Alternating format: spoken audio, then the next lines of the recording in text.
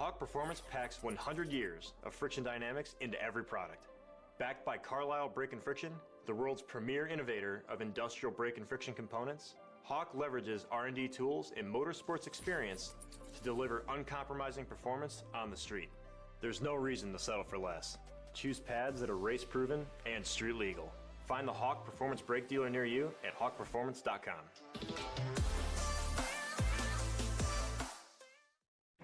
An important decision is afoot. This man is about to buy tires on TireRack.com. Tire Rack is the leading online retailer of tires in North America and a repository of advice and expert reviews. And it's done! All that's left is to arrange for safe, easy installation at one of our independent recommended installers. Well, I guess he did that too. TireRack.com, the way tire buying should be. One of the main reasons for poor vehicle performance is a dirty fuel system. It can cause decreased fuel economy and actually do harm to your engine over time. By adding Lucas fuel treatment to your vehicle, it cleans and lubricates the entire fuel system, pump, carburetors, fuel injectors, and valves as you drive.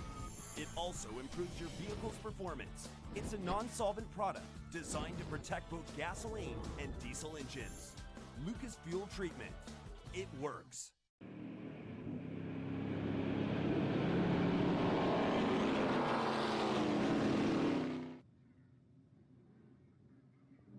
Well, ladies and gentlemen, welcome here to the Pit Race Speed Tour at the Pit Race Complex. This is a beautiful facility.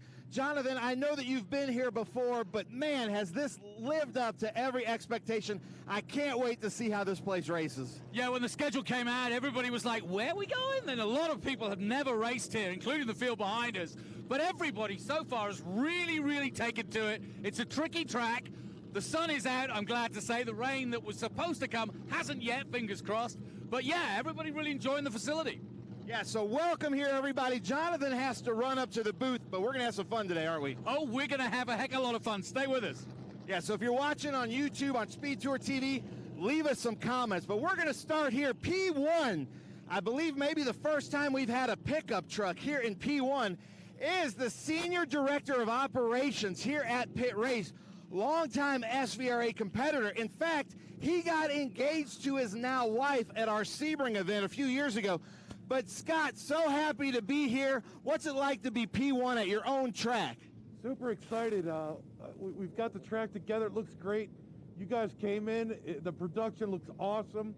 We're blessed with a great day the last couple days, and I'm just excited to go out and have some fun and put on a show. Nice. I love it. Put on a show. Speaking of, I think front row Joe Nemechek is watching. This is one of his trucks here. But we're talking here, this is our group 6, 10, 11, and 12. And racing diversity is your thing. You are in the right place. Because look at this. We've got a pickup truck in P1. Then right behind him is a radical of Gary Gray here. Michael Printup, our COO, is coming through and shaking everybody's hands. But Gary, I hope everybody can see you out there because I know you're fast. And then we come through here, we've got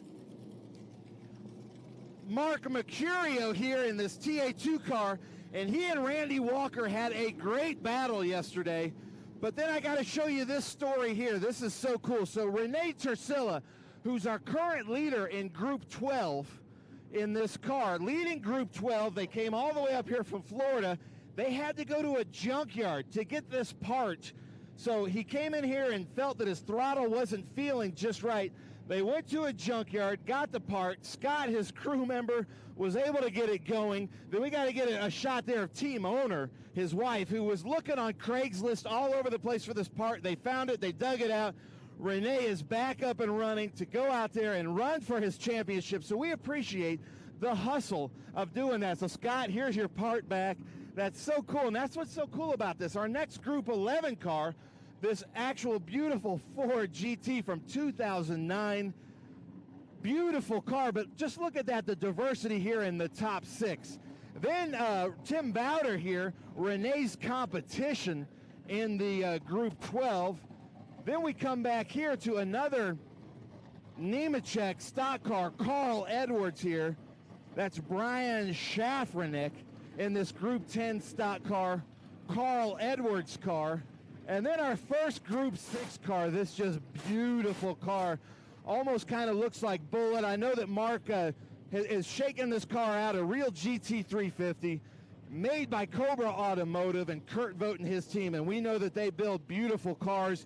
You can see the 289 insignia here, but an absolutely beautiful car. I love those Mustang fastbacks. And then we come over here, check this out. 2 Fun Cup cars, father-son, Volkswagen Fun Cup cars. You can see, look, center seat here in the Volkswagens. I've watched races online where they'll start like 120 of these things at races in Europe and Belgium. So it's so cool to have these. I've been working for SVRA now for 10, 12 years. First time I've seen Fun Cup cars out here, and then to be run by father-son, this is some of the most fun racing we'll see. And then we'll come here, and then we'll go back up to Jonathan. So Pritchard was leading yesterday's race and spun it at the last turn unassisted. So Rowdy here is going to be rowdy through the field, so look out for that. Then we've got Colby Hillman in a 6 GT. So we've got everything here for you in this first race. Jonathan is getting loud here. I'm going to send it back to you in the booth. Thanks, Ben. Yeah, what an eclectic group. And as we look from high above on the drone, a little bit of wind. He's doing a good job staying steady up there. But, yeah, a very eclectic group and a fascinating group of different cars, from trucks all the way to GT40s. And, of course, those 2 Fun Cup cars, which I really enjoyed. In fact, I had a closer look at one. And the one thing that does stand out is, yes, they do look like the silhouette. And, of course, one is the 153. The other is the 53. And, of course, in homage to the great Herbie, the number 53. And if you've ever seen the movies. But, yeah, they are actually just a silhouette of a Volkswagen VW Beetle.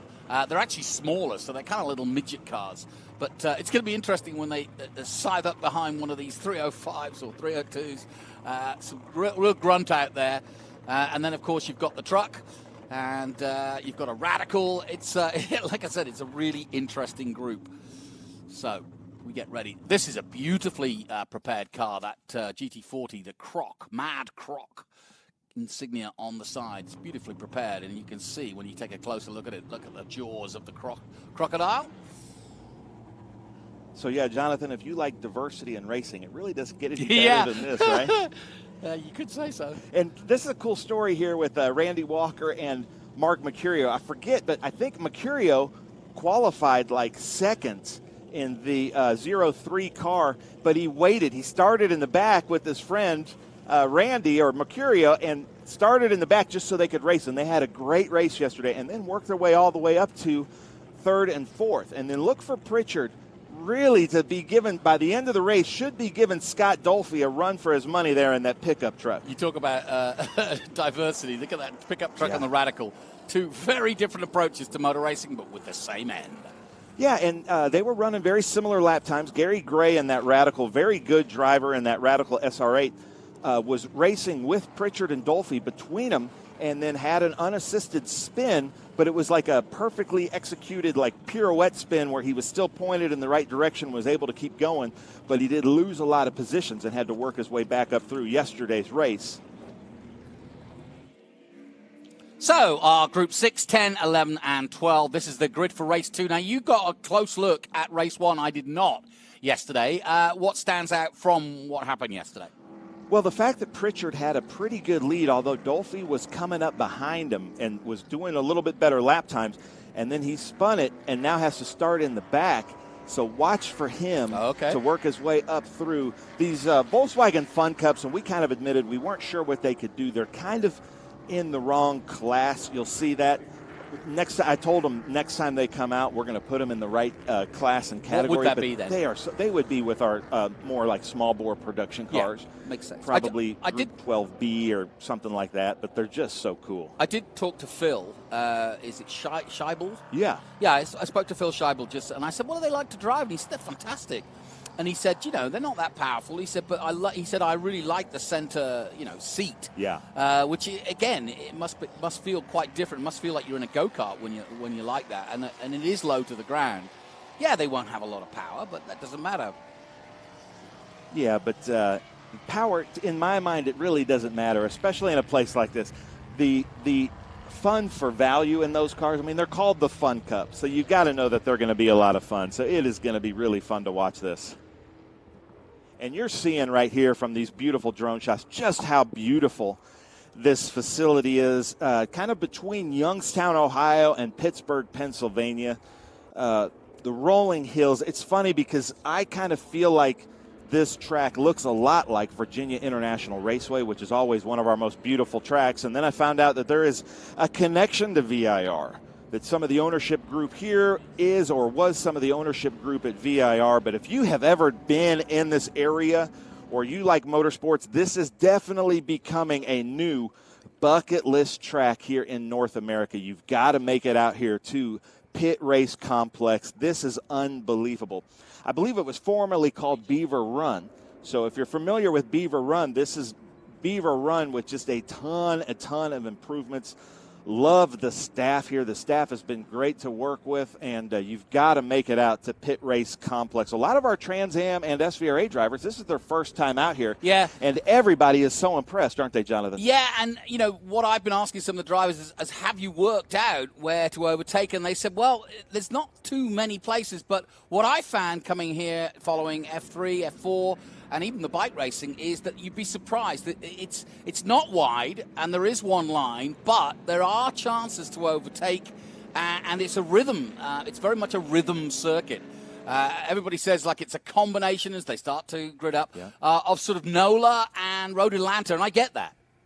Yeah, with a lot of hills. So look for these two TA2 cars to try to duck out, or for Gary Gray to try to outpower Scott Dolphy. But we're going to green, Jonathan. Here we go then. Our first race of the day, and it's the second feature race of Group 6, 8, 10, 11 and 12 as they dive into Turn 1 for the first time, led by the number 4 truck of Scott Dolphy, the local man, and he's employed here, isn't he? Yeah, he is now the Senior Director of Operations. As of about 3 months ago, he was in the booth with us at VIR just last season, ex-NFL player, That's right. Canadian Football League player. So, and we have an ex-NFL player in Trans Am, and they just, he said golf wasn't doing it for him. He needed something a little more dangerous. Yeah, I tell you, it's a good. I think we should put flyers out to the NFL players who are in their last year and say, hey, you want your adrenaline? Come and join us. Well, Sweetness himself, Walter Payton, used to run That's in right. the Trans Am series. There you go.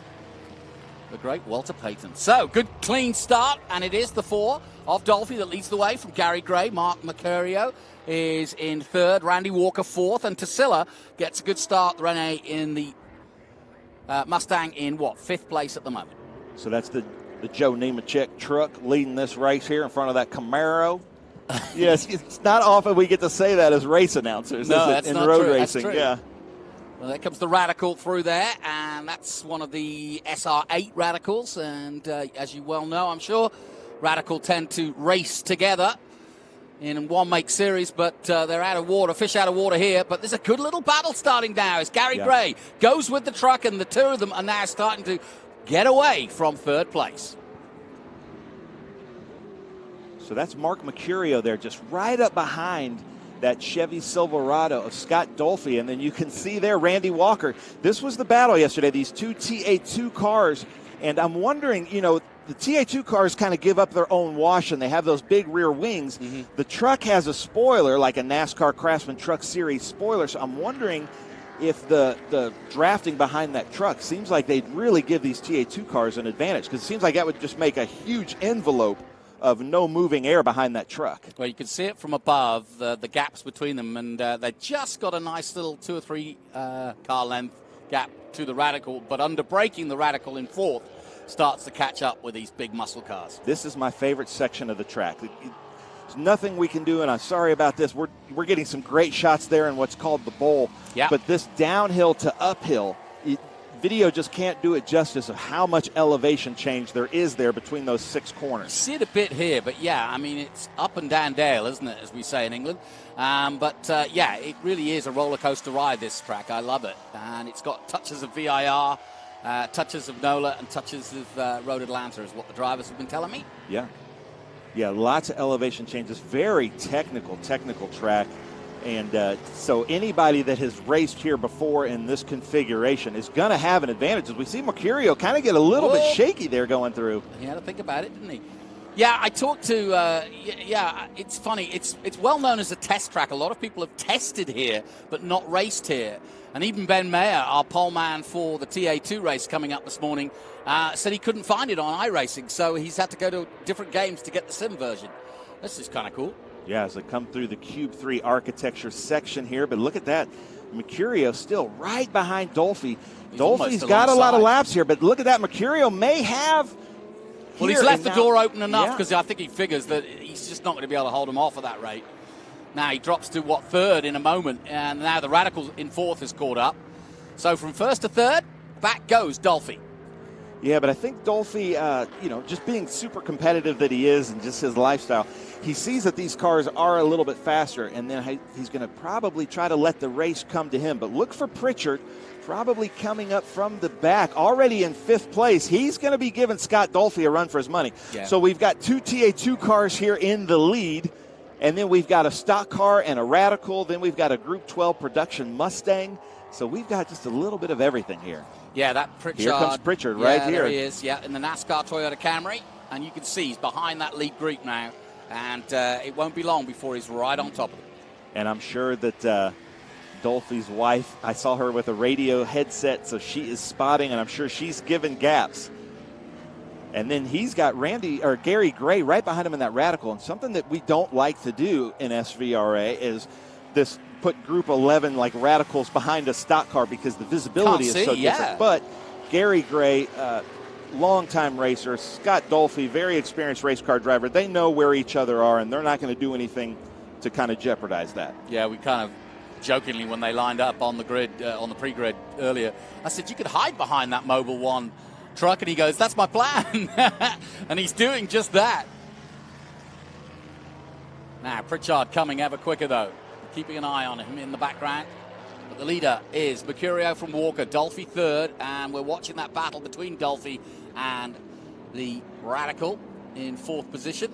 Pritchard seems to have fallen back a little bit, but I have a comment here from our great comment section from Real Dirty 717. Oh, dear. This is more fun to watch than I thought, but stupid question, it may have been covered. Is TA running today? Yes, TA and TA2 are both running today. Double-headed today, sir. Stay tuned. We've got some great racing coming as we see Dolphy there coming through Mission Foods Turn 1, followed by Gary Gray. And like we were talking about, look at the difference between that Chevy Silverado and that Radical.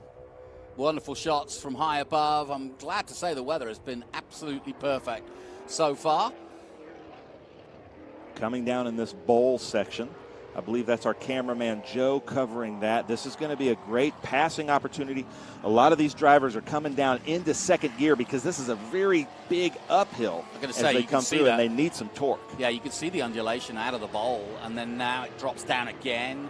And this is what we call the extended S's. So here we go. You can see it from above. So you're right, left.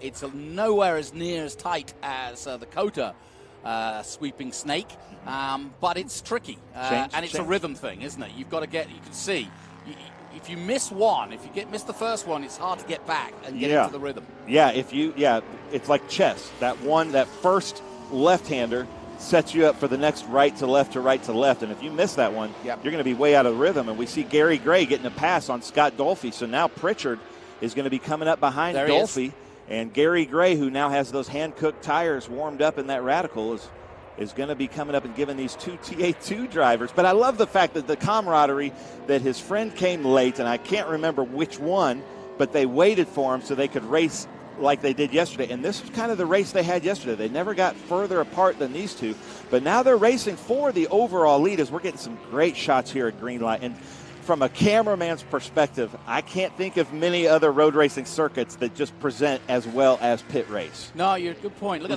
that. Side-by-side racing, and that's a change of the lead. Well done.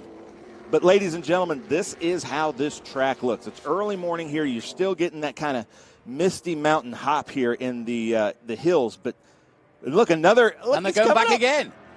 This is great. So they're going to just keep switching between each other and putting on a great show for us as the two TA cars go at it. And they're in the same truck as Chris Durbin, who is from Pittsburgh, running in our Pro-Am series in the Q3 Architecture TA2 series. So There's 5 TA2 cars under their tent, and Chris Durbin, I'm sure, is spotting for these two drivers right now, and then they'll do the same for him. Dolphy dropping back now off the lead group of 3. The Radical now trying to stay with... And ladies and gentlemen, I hate to say this, we can't have a shot of it on our cameras, but Pritchard is off the racetrack. Ooh. Here just in front of our booth, and number 5-4. Yeah, so Pritchard is off the racetrack, unfortunately. And I just wanted to kind of give that update. Just I don't know if we can see him on track, but he's out of harm's way. He's right in front of our commentary we're not going to have to go to side. full course caution. The leaders are in front of him. There we go. Yeah, so unfortunately, he's not going to be able to give the run to Dolphy. And I'm hoping that Front Row Joe is watching this race. So Joe, leave us some comments if you're watching.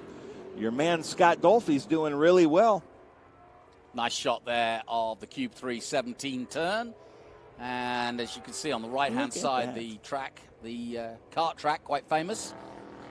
And still side-by-side almost as they cross the line, but it's been that way throughout the last couple of laps, and they're still looking for positions to overtake into turn 1. That's an obvious place. Down towards the bowl they go.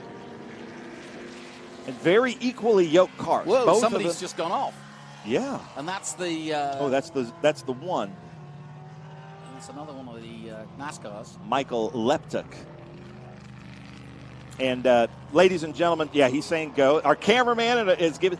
Now, if you're watching this, I know this driver, he is wearing arm restraints. That's why you're not seeing a window net there. In SVRA, you can either run a window net or arm restraints. He is wearing arm restraints. But here come our leaders. Yeah, and they are glued together. Yes. Well, a little bit of traffic might get in harm's way a little bit now as the Radical trying to stay with them. But good recovery by the one. These are very equally yoked, both Howe chassis, same engines, same setups. This is how it's supposed to be, ladies and gentlemen. This is so much fun. Two really good friends just battling it out. Yeah, Mark Mercurio had the lead, but now looking for it back.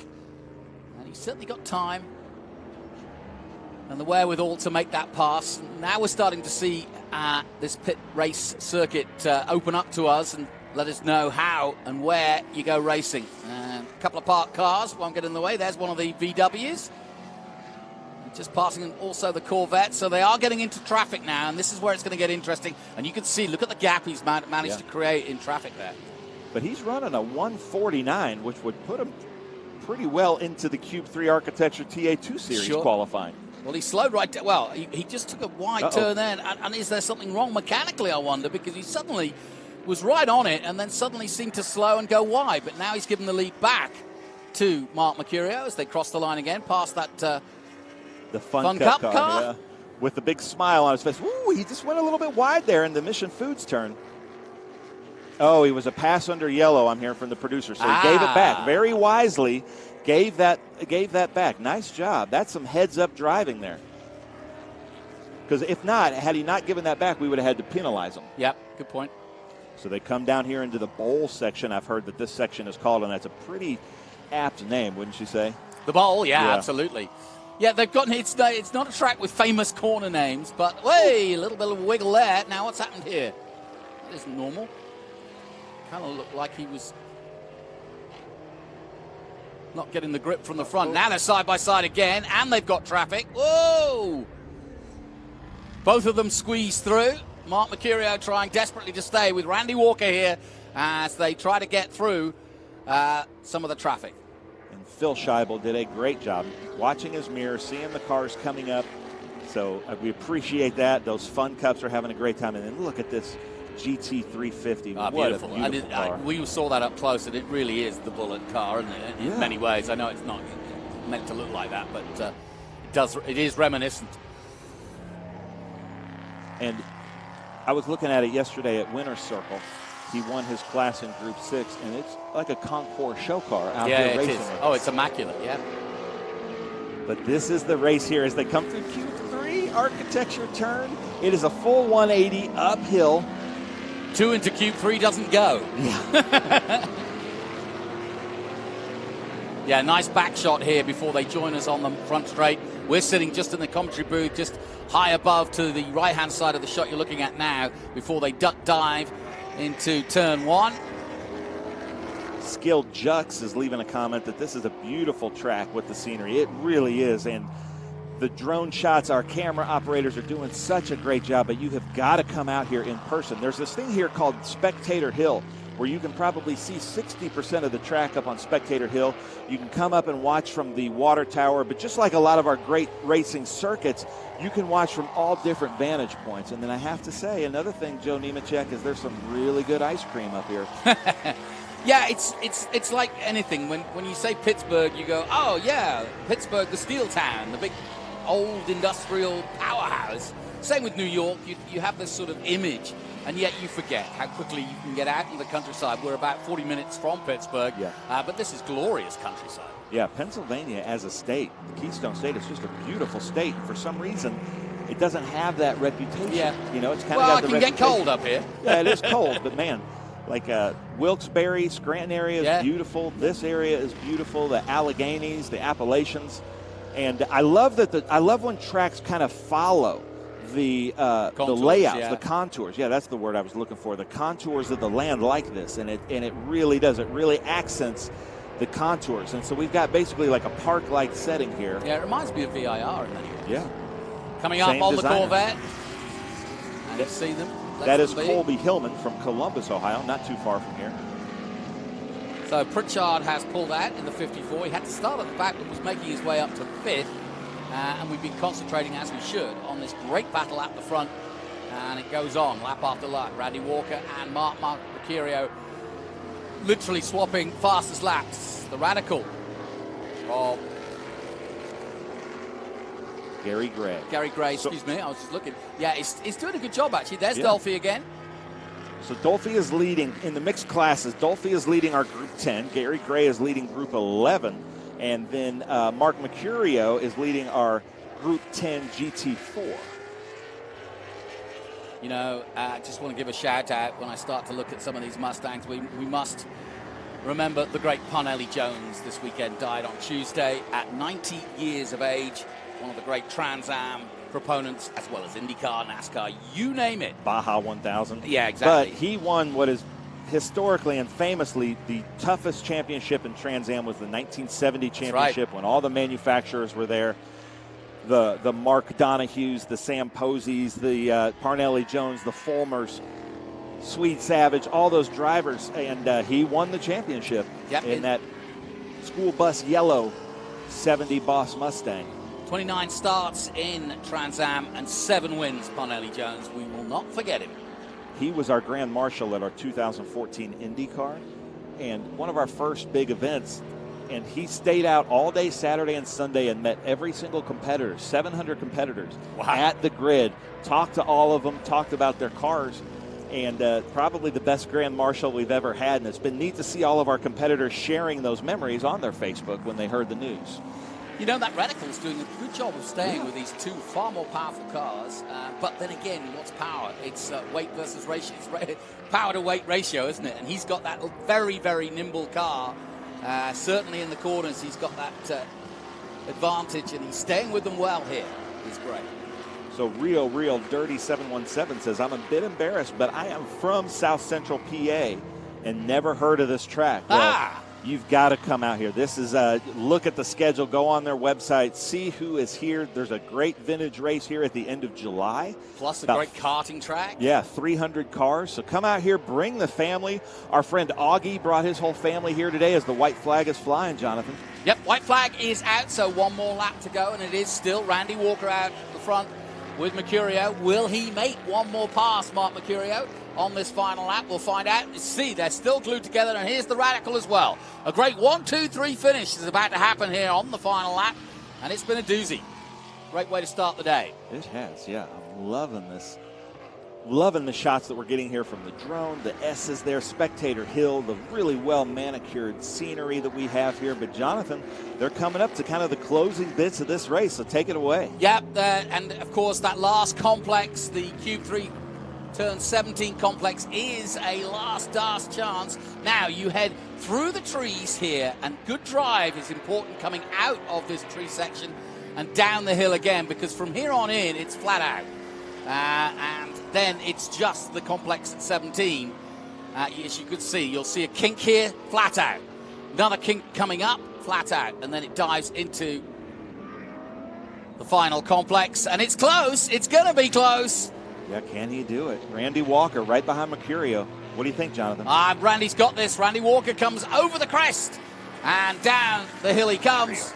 And Mercurio is going to hold on. It is Randy. It is Randy, yeah.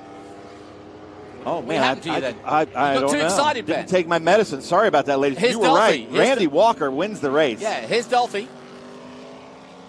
Dolphy coming across the line. Gray, of course, has already crossed the line in the Radical. But in fourth place is the local man who works here.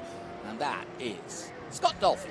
And ladies and gentlemen, we are going to be showing the race, this same race again, same cars, different race at 4:20 Eastern time, the 6, 10, 11, and 12 races. We see Colby Hillman from Columbus. Jonathan, sorry, I got it wrong there at the end. Don't worry. Excitement is all early morning. Don't worry, it's the cobwebs. It's all good. Jitters. And across the line comes the Corvette then. And this has been a combination of groups 6, 8, 10, 11, and 12. Eclectic, you could say. Yes. But diverse, absolutely. I love those Fun Cup cars. Yeah, they do look exactly as they are named. Fun. Fancy a go on one of those. It just doesn't look intimidating. It looks like you want to jump in and have a go. Mm-hmm. Checker flag then waves also for the big Mustang muscle cars. So his pedal worked. That's good for Renee Tersilla and Bowder. Yeah, Drusilla coming across the line. What in fifth? Bowder in sixth. Lang in seventh. Ryan Shafrankek in eighth. Mark Davis ninth. And Brian Schiebel takes 10th position. But there's your two winners, two leaders, effectively. But it's Randy Walker in the 03 that takes the win. Well, it's not surprising you were confused. It could have been either of them coming across the line. Yeah, the cars are so similar. What a great way to start the broadcast. All right, let's take a look at the highlights then as we got underway with our Group 6, 10, 11, and 12. And Dolphy led early on. He had the pole, and he was chased hard, though. And it wasn't long, though, before the Camaros got into their stride, got past Dolphy, who dropped down to fourth in the end. And then it was a straight battle between Randy Walker and Mark Mercurio. Plenty of action out throughout. There was the 73 of Colby Hillman. But these two just went at it, swapping positions side by side, using the traffic to their best advantage. But in the end, it was Randy Walker. Good job also done by Gary Gray coming across the line in third. And a check on the results then. That was the feature race 2. Randy Walker with the win for the Camaro. And Mark Mercurio in a very similar car in second. Gary Gray third. Dolphy, Tassila, Border, Lang, Safranek, Davis, and Scheibel. Brian Scheibel in 10th. A little further down, Leptuk, Phil Scheibel, Colby Hillman, and Brian Pritchard. Unfortunately, in the NASCAR Camry, parked up, and they'll move him out of the way. But we do appreciate he pulled over in a way that we didn't have to go double yellow to go get him. Yeah, exactly. Yeah, this is a tough track to do recovery on. That's perhaps its only tough side, if it is, as it were, because it is a very elongated circuit, and of course lots of hills, and because it winds back on itself, you can't just ramp across the track. There are some holes in it, but like that recovery would take a full stoppage to get him there from there. But they'll get him out now. Well, I am so excited to watch the Cube 3 Architecture TA2 Series, first TA2 race here at Pitt Race Complex at 9:35 Eastern. So make sure you stay tuned. Join in at about 9:20 Eastern because we've got a great fan walk, grid walk with us. And I can see the recovery tracks already heading to Pritchard's help. I like that the buildings kind of resemble like Swiss chalets. All right, don't forget, as we said, TA2, for the first time ever at Pitt Race, will be in action in our 58-year road racing series that is Trans Am. Fantastic stuff. Stay with us. More to come from Pittsburgh, Pennsylvania. Keeping your pride and joy perfect is as easy as 1, 2, 3. Start with Slick Mist Speed Wax. Simply mist on and wipe off for a professional detailer shine. For your tires and trim, there's Lucas Slick Mist Tire and Trim Shine. Spray on and wipe off for better than new look. Then finish her with Lucas Slick Mist Interior Detailer. Just spray and wipe. Easy. Use Lucas Slick Mist Car Care products and she'll never look better. Fast, easy, and professional. Really, it's sort of like having an extra set of hands. Or 3.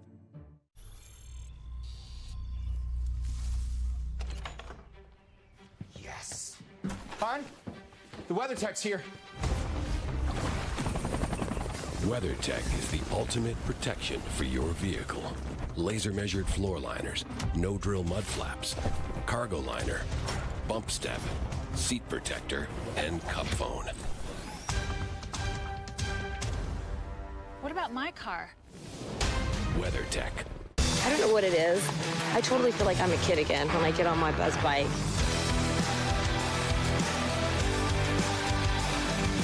Your horsepower, baby. You know me, I like horsepower.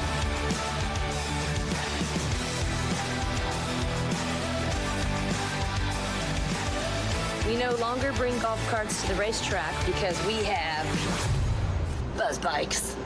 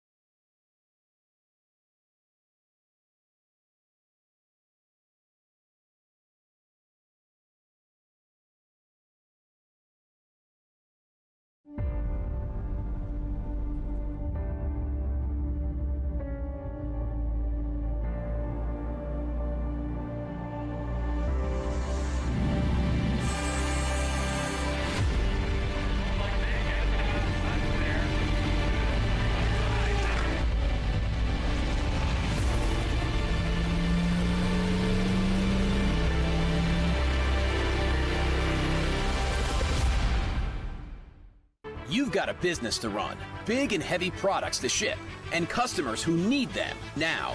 When you've got the right driver and the right equipment, you can bet on a spectacular result. Bennett understands complex logistics and puts the best team, the most time, and the latest technology into every customer relationship. So you can sit back, relax, and enjoy the race. Let us handle the rest.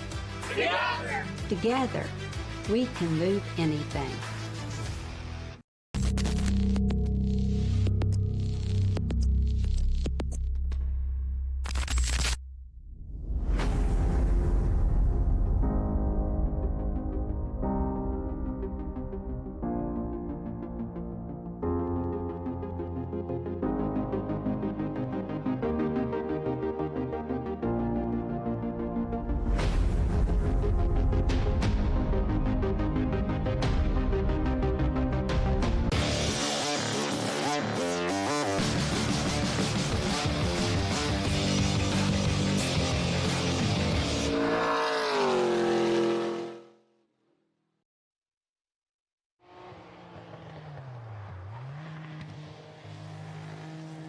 Architecture TA2 Series, which this weekend comes from an absolutely resplendent pit race circuit just outside Pittsburgh, Pennsylvania. I'm Jonathan Green, alongside me once again, Adam Andretti. We're getting ready for TA2. Behind us is the pole man, Ben Mayer, his second of the year. But Nitro are on a run at the moment. 5 races so far, 4 different winners. Yeah, I mean, and not all 4 of those wins have gone to Nitro. They've had 3 out of the last 5, though, and one of them came from this young man right here, Ben Mayer. What, Worldwide Technology? At Worldwide Technology, and he did it from this spot. And this is another place a lot like that, very challenging to pass. So is this another one of them youngsters we're going to see come through here and go to the NASCAR ranks and show them how it's done like they did yesterday in Sonoma? Certainly bodes well. And in terms of the championship, 28 points between our championship leader, Rafa Matos. Everybody's coming into the unknown here. We have never had a TA2 race, and that's where Rafa tends to shine. He knows tracks and learns them quickly. But 28 points between him and Merrill. Are we in for another classic rundown to Coda, do you think? Absolutely. I mean, this TA2 class is as competitive as it's ever been, and Rafa Matos is on his game like he always has been. By far the most creative driver that you'll ever experience when you start comparing your data to. He does things that are pretty special in a car that if you try to emulate, you're not Rafa Matos, and you find out real quick. Now, an interesting story. Obviously, Adam's going to be racing in TA later in the day, but he's already shaken down Thomas Annunziata's car because he was at the Xfinity race last night in Sonoma. They flew him in. He's had the car shaken down, but he starts at the back, but he needs to score points, so it's all on the line here at Pit Race. We're going to take a short break, and when we come back, Ben Sissel will walk us through the grid.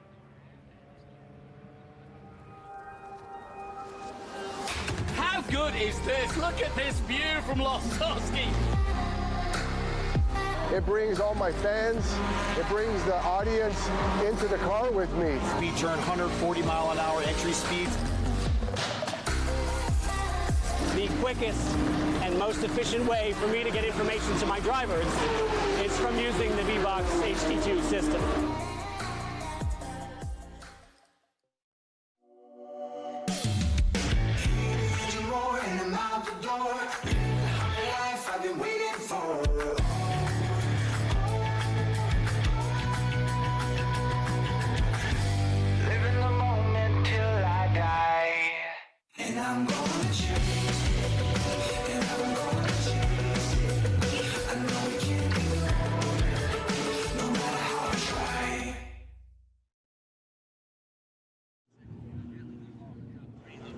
Welcome back to the grid here at Pit Race Speed Tour. Beautiful race complex.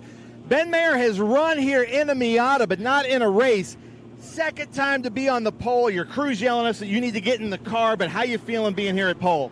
I'm feeling really great about this weekend. I won from pole at Worldwide Technology, so I think this could turn out as a really good race for me. I won at Worldwide Technology with Ron because Brad couldn't be there. He had some family things he needed to do, so I'm still trying to get a win for Brad, and hopefully that happens today. Nice. Yeah, Brad unfortunately wasn't at Worldwide. We did a shout-out to him, though, on TV, so nice job. Congratulations. Now, something I want to point out here, is we've got Nitro in first and third, so they're going to line up one behind the other with Rafa, but then we've got Silverhair second and fourth, so they're going to be behind each other, so we might have some teams working here. And speaking of Silverhair Racing, Jake Drew has been fast here all weekend at a new track that the TA2 Series, Cube 3 Architecture TA2 Series, hasn't run here. It's a beautiful facility, but we just don't know how it's going to race. Yeah, you're definitely right about that. But I feel like we got a really strong shot today. My Silverhair Chevrolet has been on point all weekend. I felt like I made a little bit of a mistake there in qualifying, but looking to put together 36 real strong laps here and see where we end up. So you've got your teammate Connor Mosak behind you, but Ben Mayer has the leader in the TA2 Series, Rafa Matos, behind him. This is kind of the first time we've seen that. Is there any kind of teammate workery that we can do here at the start of the race? I don't think so. I think the name of the game is just getting through the first turn clean and knowing that we got a lot of laps and a lot of time until this race is ending. So we ain't going to win it in the first turn, so there's no point in making all kinds of plans. Just make it through, and we'll go have fun, and we'll go race after that. Nice. I love it. Well, Jake Drew, then we've got our points leader right now, and this is a crazy points, but we've got 2 pole awards here. We've got Rafa Matos. Rafa did tell me that he tested an F3 car here with FR a few years ago, but nobody knows how this track is going to race. Yeah, it's a question mark, right? So first time here at Pittsburgh, great track, great facility. We're sitting third, leading the points, 30 points ahead of Thomas. Thomas is not having a really good weekend, so it could be a good points day for us. We got to keep it clean. There's a couple cars ahead of us, fast cars, so we got to try to go around those guys. But again, we got to keep finishing races. If we win, finish on the podium, it's just a big bonus for us. I love it, Rafa Matos. And if anybody knows how to win championships, it's our 2-time championship winner there, Rafa Matos. But check this out. We've got 2 drivers. Get together. This is kind of neat. Different teammates, but Connor Mosak starting behind his teammate, Jake Drew, and then Adrian Lostowski. What do you guys think of Pit Race? I am absolutely in love with this place. Yeah, it's a cool place. It's we were just talking about how it's a tough place to be consistent. You know, there's some blind corners here, and if you miss them by just a little bit, it kills you the whole straightaway. So we're just talking about that and how to minimize that in the race. Now, Adrian's somewhat kind of geographically close to this place, but you haven't really run here except in your Corvette years and years ago. Yeah, I totally forgot the track from years ago, so we're had to relearn it during all the practices and all the qualifying and stuff like that. Still trying to get it fine-tuned. Like we were talking, there's a few corners here that if you miss them by just a few inches, you're done. It's like exponential, so just being on your marks here is going to be a big thing. Yep. Well, there's our top 5, but we got to come over here and talk about some local heroes. So, Penn State football player, lives in the state of Pennsylvania near Philadelphia, but played football at Penn State before drafted to the NFL. Now here at Pitt Race. This has got to be kind of a cool homecoming. It's such a cool facility. Yeah, it's awesome. So many people are coming out from my hometown. It's kind of annoying. No, I'm joking, but it was good. It's good seeing people. This is an awesome track. You know, people have their different opinions about this place, but I love it. And it was one of my first races here in SCCA and one of my first wins, and I'm excited to get back out here and compete. Nice, nice. Well, there you go.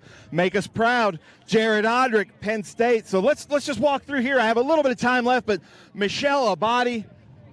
Then we've got the Ray Skillman Auto Group, Eric Caton. But then I got to talk about Annunziata, who raced last night at Sonoma Raceway with Xfinity, somehow made it here. And then Chris Durbin, our Pro-Am, he's got our camera car, so watch out for him. Chris Durbin from Pittsburgh. Ladies and gentlemen, it's going to be really cool to see him. The stick. So we've got a great grid here, TA2, Cube 3 Architecture. Aaron is out here racing TA2.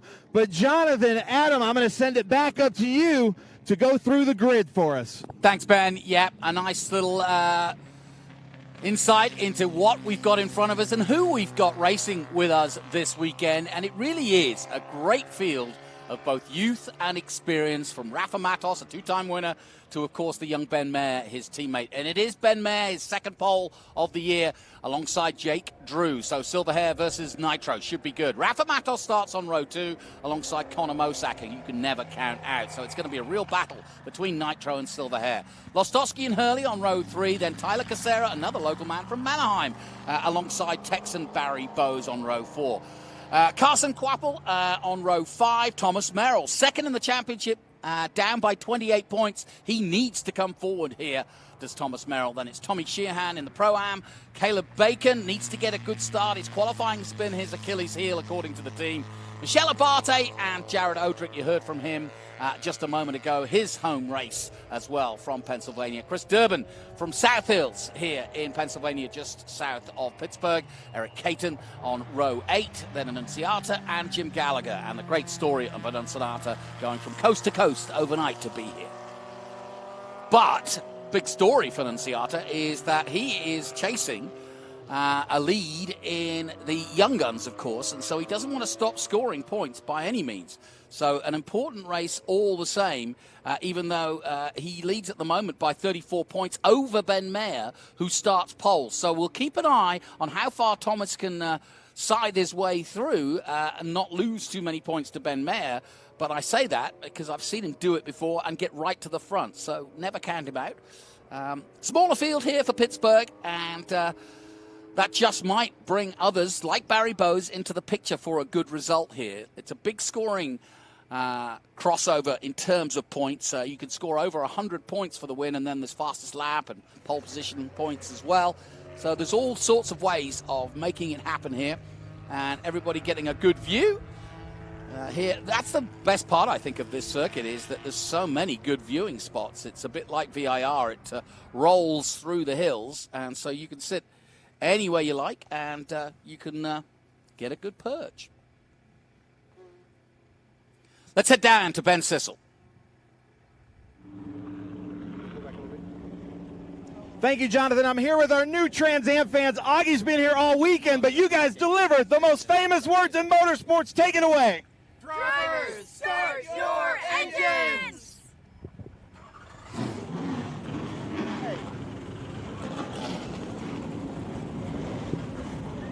So, right when they came to me, So the engines fire up, and that means that Adam Andretti, of course, is in his perch and ready to go.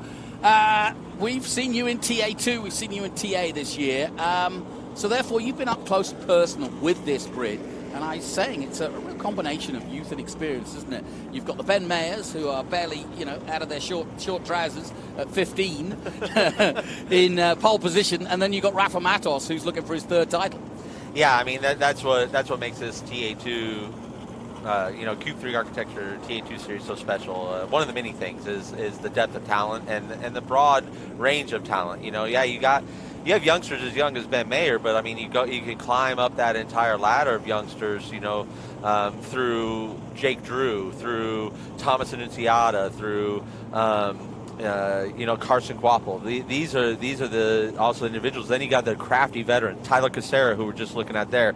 His next door neighbor here on the grid being Thomas Merrill. So some definitely wonderful mix.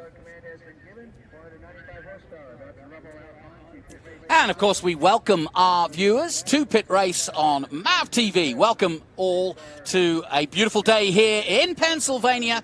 The rain that was supposed to come has not, and we are getting ready, as you can see, for T82. And so far, 4 different winners from the 5 races so far. But Nitro Motorsports coming in on a real high. They've won the last 3 races, and Ben Mayer was one of those winners last time out from the pole at Worldwide Technology in St. Louis. So Mayer looking to do that again, but in terms of the championship, Matos leads Merrill, who did not get the qualifying he wanted. Merrill down in 9th position, and therefore Matos looking to try to get a top 3. There's confirmation of the championship.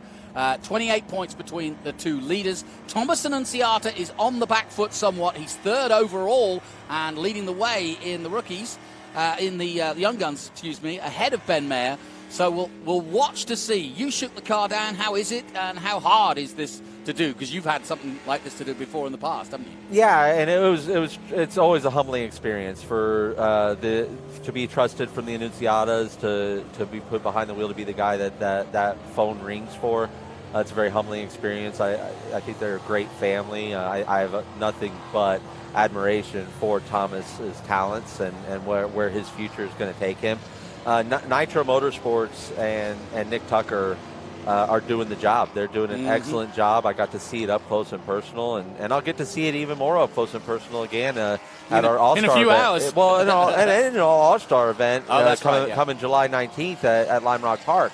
So this is all really good stuff, and looking for Thomas. He'll come from that tail because that's a really good race car. Well, in terms of this track, not many have seen it before, but one man who has and started here from Mannheim in Pennsylvania, Tyler Casera. He took us round the track. This is Tyler Casera, driver of number 40 Nitro Motorsports Ford Mustang. Here's a lap of Pittsburgh International Race Complex. Turn 1 here is a blind apex. A lot of fun, a lot of elevation here. Down the back straightaway, great passing opportunity into turn 3 and 4. I really like the bowl coming up here. Car compresses really hard. Good passing opportunity, and you can get up out of this. Big elevation, come back down the hill into the S's. You gotta be really patient, really flat, but then it starts to pick up elevation, and we're blind on some of these apexes. Another passing opportunity here into 12. Again, another big hill we got to go up and over for 14 and down the back straightaway. Top speed here on the back straightaway through 16, which is a really fast corner.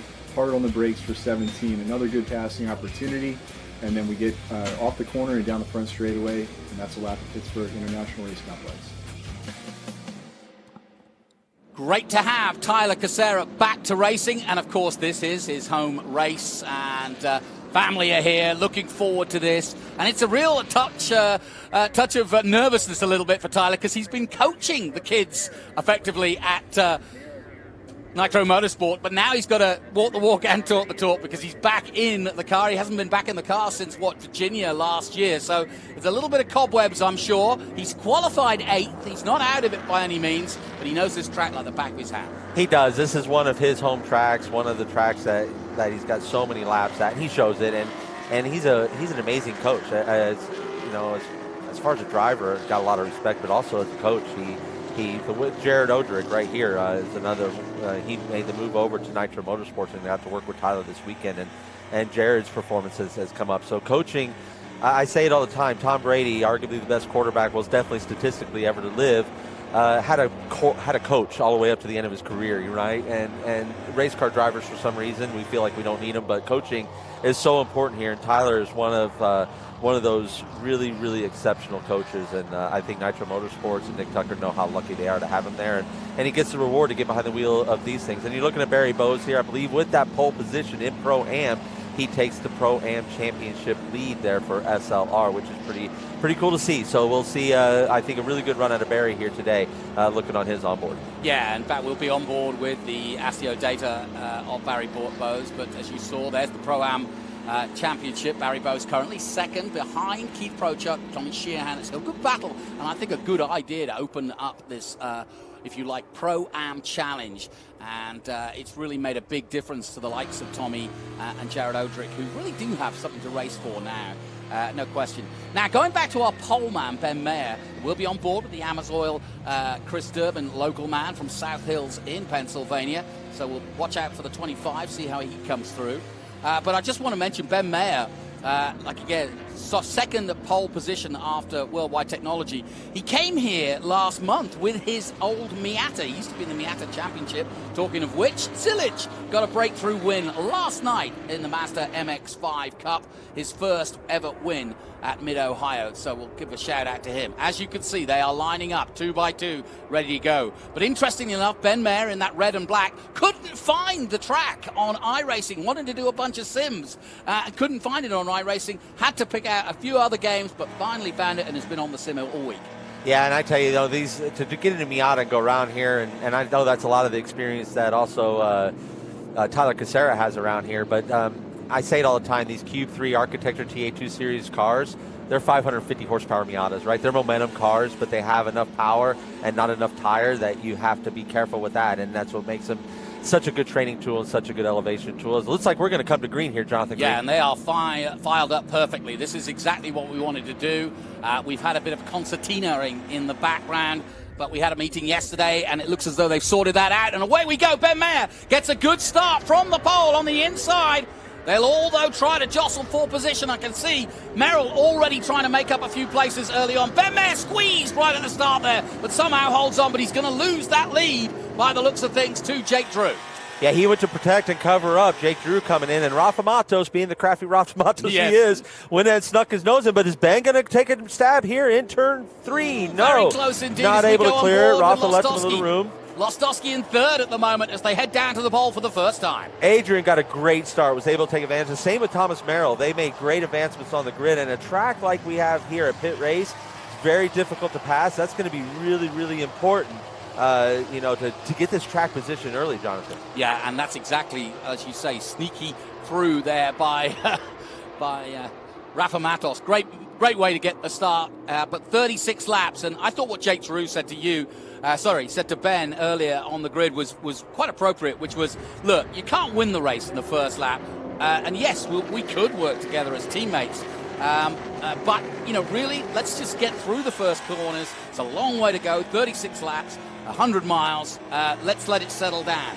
What do you think? You've been out there, the attrition rate. What's the track surface like? Will it wear the tires out or not? Yeah, we're experiencing in both TA and TA2 a pretty high level of tire deg. So it's like it always is in this kind of class of racing. We start on the tire we qualify on.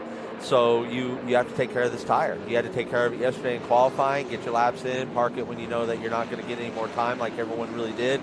And you even saw some cars forfeit their starting position so they could put on new tires. And I think that's one of the advantages that the 90 car of Thomas Annunziata is going to find today. He's already up to P12 after just 2 laps. So this is a really good showing on that. But yeah, new tires are going to be really important here as you're looking at Barry Bowes right there behind Connor Mosak.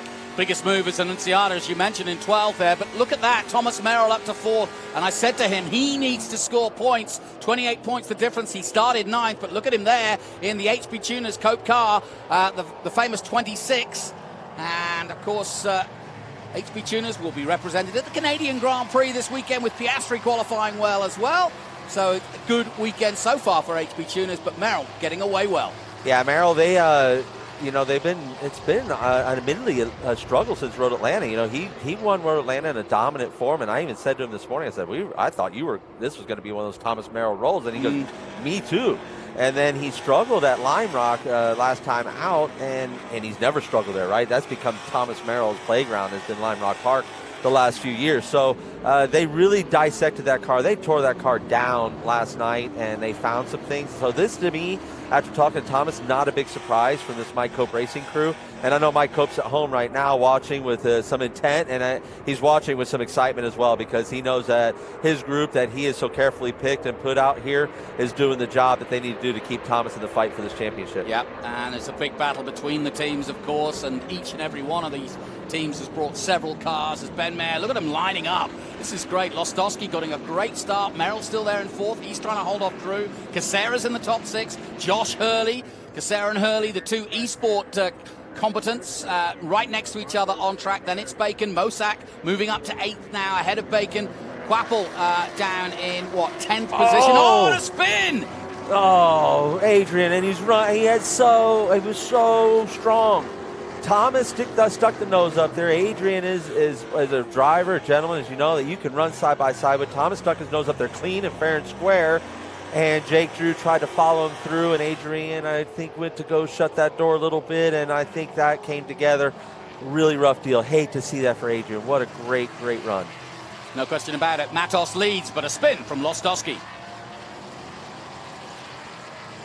Yeah, I just saw some grass, Adam, and maybe you could tell me. This reminds me of Mid-Ohio, where if you do pick grass up or it gets onto the track, it's easy to get in the grill, and then you start worrying about overheating. Absolutely. I mean, this is, we go to certain tracks that are like that, and they always have one thing in common, and that's beautiful, beautiful grounds like we have here at Pitt. When it's really well manicured and stuff like that, but the grass will come out on the track, and if you scoop that up, these splitters are like shovels for that, and they scoop that right up. So that's why you'll see a lot of these cars, they have 2 openings. They have a bottom opening and a top opening for that radiator, and that's really why, is so that if the bottom does get a little bit, that you're not completely closing off and choking the airflow into the front. it's, you know, the sun is shining bright, but the ambient temperature is not horribly hot here. So the cars are breathing some decently cool air. And as I'm watching Adrian pull up the tail, just again heartbroken for him. His sponsor is here, CMI. The Danny is here, and I know they wanted to have that showing, and I am gutted to see what happened there. And at the same time, as the stewards are probably not going to look favorably upon that with Jake Drew, especially how the conversations went in drivers' meetings. So I hate it too, because I see a pretty good run by Jake possibly getting flawed by that one. That one basically incident that brought them two together. So really 2 races probably hurt there, and it's a shame, because it was going to be really good. Now the big beneficiary of that, Thomas Merrill, right? He puts himself back on the box there, and we have a Cope car all top 3. Yeah, that's pretty impressive as we take a look at the number 7, Jake Drew, losing some positions, and we'll see what the stewards say as who was the fault for turning around Lostowski, but a bright start all the same. And, yeah, 3rd place at the moment from Merrill. You can see from above just exactly how close he is. So, with 3 laps gone, Matos, Mayer, Merrill. That's your top 3, the 3 M's, and it's looking good. Drew in 4th position, but we did have that spin of Lostowski. And I was saying, when I say the top 3 are Cope, it's not Cope cars out of the camp. The top 2 are obviously Nitro cars, but Cope chassis. Yeah. Here's another look at it. What's your thoughts?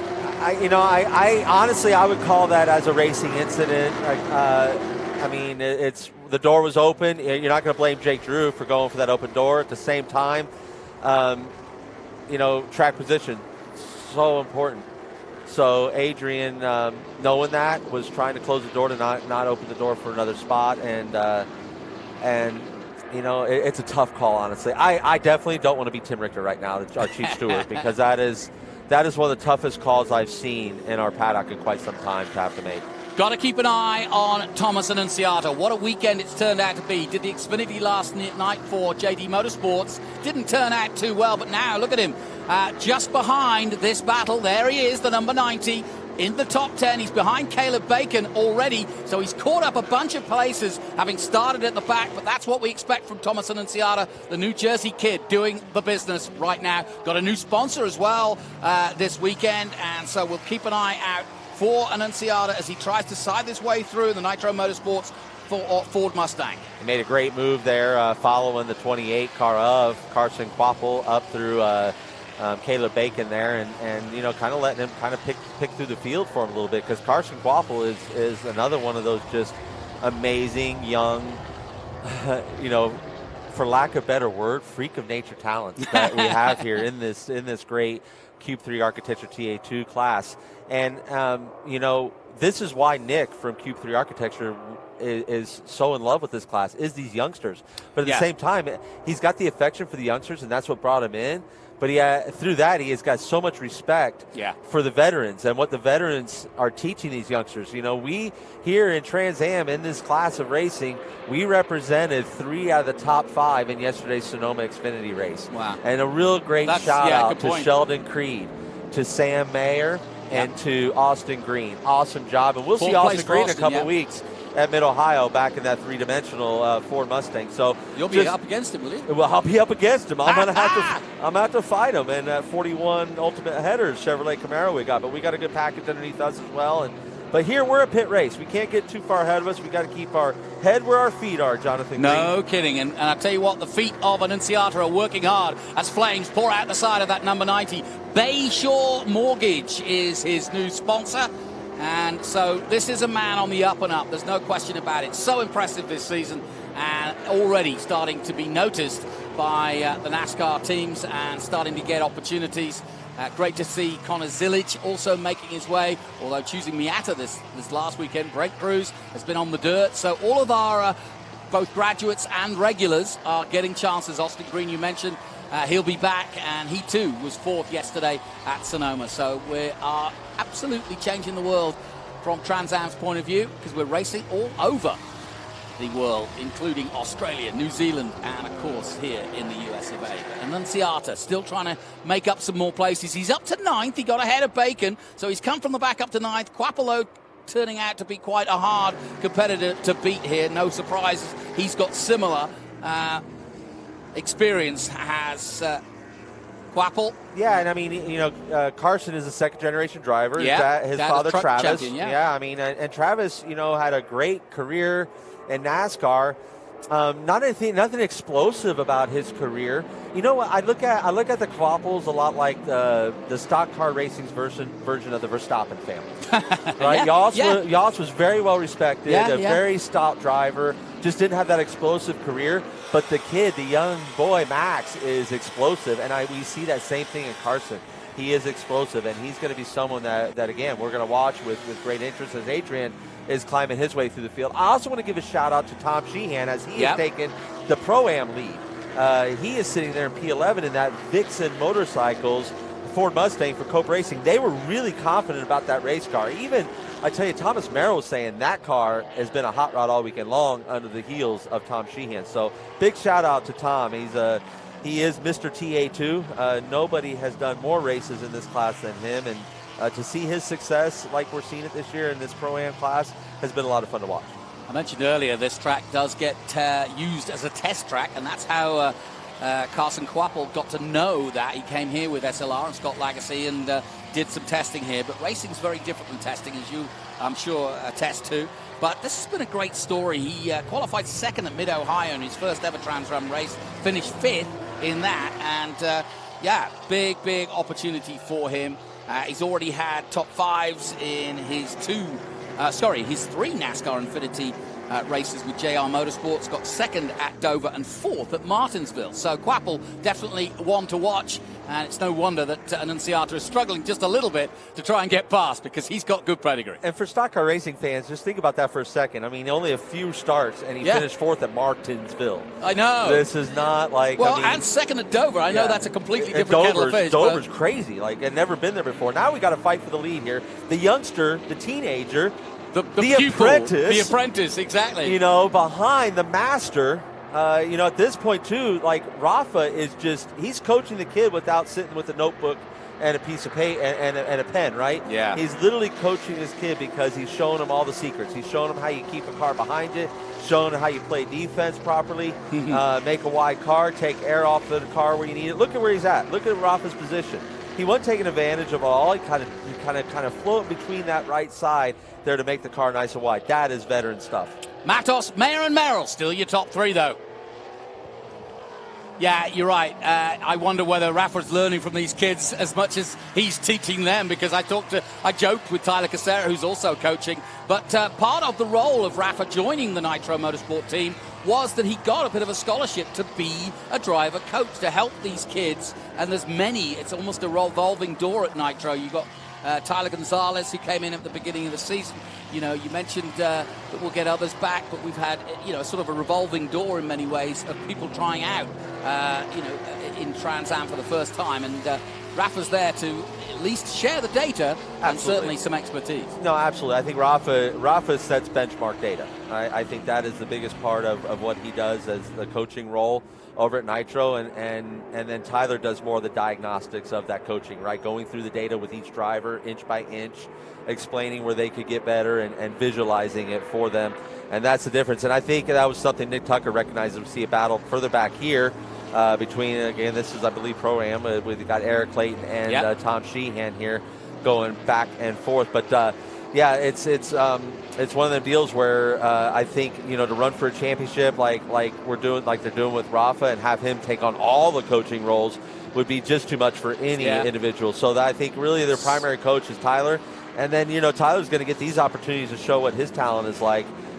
He's running strong P5, and I got to tell you, I can't even express how difficult that is. I do this. I come in and do one-offs in this class of racing throughout the year. It is one of the toughest things you can do. I mean, it is. Everyone here is running every week. They're testing. They're doing things that are progressing their program, and then you got to climb in and be a part of that. And then the drivers are just getting so good and so deep here. So this is a great battle between we got here with Sheehan and Caton. Yeah, good little battle here. And with 9 laps gone of the 36, it's still Matos, Mayer, and Merrill. And as you mentioned, Tyler Casera in 5th place, the man from Manheim in Pennsylvania. Very hard job to do, to come in, coach or no coach, former winner, 2-time winner in Trans Am. He rose to fame, if you like, early in his career coming out of e-racing, and then did the real thing in Virginia. And from there on in, he's been, well, whenever he gets a chance, he's always in the top 5, and that's where he is right now. But it's a big learning curve, I'm sure, for him. He hasn't been in a race car since Virginia last year, Casera. So even though he's coaching, now he can be kind of filtering the information. And even if he just finishes 5th this weekend, he'll be able to bring a bunch of information to the drivers at Nitro. Yeah, absolutely. And I mean, the thing is, he didn't get a full 100 miles in that VIR either. No. He was a victim of a flat tire on that turn, that first lap crash that took out the eventual champion of Brent Cruz. So yeah, it wasn't even like he got that much experience in the car to feel what it feels like over a 100-mile run. So he's going to get that here today. I feel confident. Let's go ahead, and I'm going to just go ahead and throw the shout out at the Pro-Am class. There's been a shakeup. Barry Bowes has retaken that lead. Jared Odrick, P2. Great stuff. Right behind. He's trailing just 1.8 behind Barry Bowes, and then you got Tom Sheehan in that last place. And Tom Sheehan and Eric Caton fighting for that last spot in the podium, last spot on the box for the Pro-Ams. And then this is a great battle between Jim Gallagher and Michelle Abada, who again, all season long has been racing with a heavy heart from the loss of her brother Michael, and our thoughts and prayers are with her and her family, and as they navigate a very, very challenging time in their lives, no doubt. And my hat's off to her to put that stuff aside, be able to strap the helmet on, and understand the privilege that she has to be out here and represent what she represents in this class of racing, and for her own career, and the bigger picture for her family. Back on board with Chris Durbin, the local man. Yeah, Michelle Abate did a nice tribute at Memorial Weekend to her brother Michael, and in fact she was telling me that they've named a bit of the highway after him just outside the Speedway in Las Vegas, so that's a nice touch. And of course her brother passed away this time last year, but is well remembered in Nevada. Well, and I mean, we all remember the Red Bull driver search, right, with Scott Speed, that put Scott Speed into Formula One. Michael Abate, he was a part of that. He's such a strong driver. He was such a talented driver. Unfortunately, like the sport is, unless you had the financial support to keep going, it's tough. And he was he was working hard, as so many young racers were. I know quite a few. That were Matt Jaskell's another one, a great friend of the Abate family through that relationship. And so, these were all great young drivers that were really needing that scholarship money to continue their careers, and it didn't just pan out, and the card wasn't dealt that way. But Michael went on to serve in public service and as a police officer and an honorable officer, and that's how we lost the young man. So again, a really, really proud hero, and he was again an amazing athlete in our sport. So we're starting to get down to the nitty-gritty of this race. 11 gone, so the tyres are bedded in. They're up to speed. No safety cars yet. Will the tyres last a full 100, or will we? Oh, somebody's gone off into the dirt and dust there. Yeah, that was big. That's a big one. I hope everything's okay there. I see the tire marks going straight, like towards the tire wall. So just as we were saying, no full course cautions. I'm going to keep a sharp eye on that. Agent Vlastowski has got the red mist going, because he is just climbing through this field. He's through Eric Caton. He's behind Tom Sheehan right now. Yeah, we got a full course caution. Well, I called that one. That was my fault. Sorry, folks. No, I mean, I say all the time, I go, if commentators had that much power to curse something, we wouldn't be doing this. We'd be using our cynical powers more often, yeah. So, that off that you just saw in the distance while we were on board with Chris Durbin, I think has led to this full race caution. That means the safety car will come out. And interestingly enough, Matos, I was about to tell you, Matos had gained a 1.6 second lead over Ben Mayer, and that has now come to nothing, because obviously they will slow right down. That will give chance for Merrill and Mayer to catch up with Matos, and so all the hard work he's put in the last few laps will come to nothing. But that won't worry. So what you're seeing here too, if you're wondering why everyone's staying spread out but going like the same speed, we have Flagtronic systems, safety system inside the car. So some of these panels you'll see around the racetrack, these electric panels, they're giving us, as Jonathan's pointed out, they're right at the flag, so you see the flashing yellow. That's that's our information boards, but we have the same board on our dashboard. On the dash, yeah. And code 60, it tells us if we're over 60 miles an hour. It tells you to slow. But really, this is so beneficial, and this is one of the huge steps that the Trans Am Series has done on a whole for safety, not only for the drivers, but for the track crew. Because they know now, all of us, if we are respecting this 60 miles an hour, that the track crew can go out there and do their job. Now, once we know that the track crew is stationary, and once everyone's made a lap or so and seen where the incident is, they'll take the code 60 down, we'll bunch that group up behind the pace car, and we go green. But my hat's off to Perella Motorsport Holding Group, and always looking forward for the safety of our series and the safety of our corner workers and all the people that are involved with our sport, because without the whole group, we just don't make this happen. We see a lot of tires going down to the tire wall, don't we, Jonathan? Yeah, and I think that is because the tire wall has been, well, we'll find out. Here we go. We're going to see it now. Caton. So right in front, you want to look up in the screen, far ahead of the screen. We have a broken part in a spun car, and I don't know who that is. Backed in. I think it's Odrick. I think you're right. I think Jared Odrick. I don't want to be too speculative, but that looks like it could have been Jared Odrick, and that looked like a possible rear brake failure. Possibly, yeah, because the car just suddenly jinked. He wouldn't do that normally. And there's a part left on the track. I saw like physically a part like left on the track. So I don't know what happened there. Wheel hop is really easy to get in these cars, and if you've had a few wheel hops, it could break something back there. And I'm not saying that Jared had that. I'm just saying that the best in the business get that. And Jared is still learning these cars as a rookie, and if he grabbed a couple of those by accident and might have done some stress on that. But I don't want to speculate again. I'm not doing that. But we just hope Jared's okay, and they can fix race cars. But we want to make sure that our drivers are okay. So we're under caution. 11 laps gone. Matos leads from Mayer and Merrill. Drew still fourth, Casera fifth, Hurley, Mosak, Quapple eighth, and then Annunziata ninth, and Bacon 10th. Let's head down to Ben Sissel.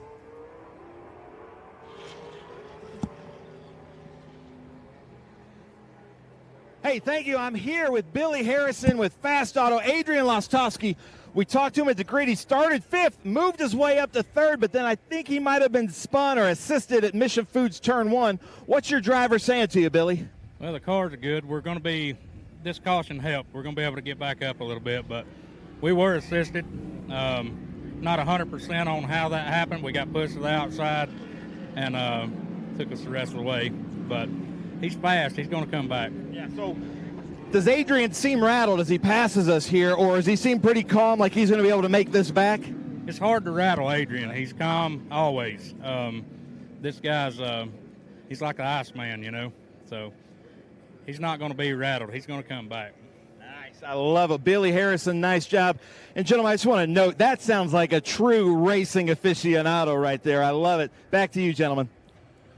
Thank you, Ben. Yeah, good info. And Billy Harrison, saying, hey, we got a fast car, we got a good chance, and it's going to be an extended caution. And I'm going to ask you, Adam, what that means if you get that information, and why it's been extended is we've got to put tyres. You saw those tyres going out there. Well, we need to put an entire tyre wall together. And so it's going to take some time to do that after this Jared Odrick off at turn one. Yeah, it's turn three. No, so turn three. But that's okay. But yeah, it's.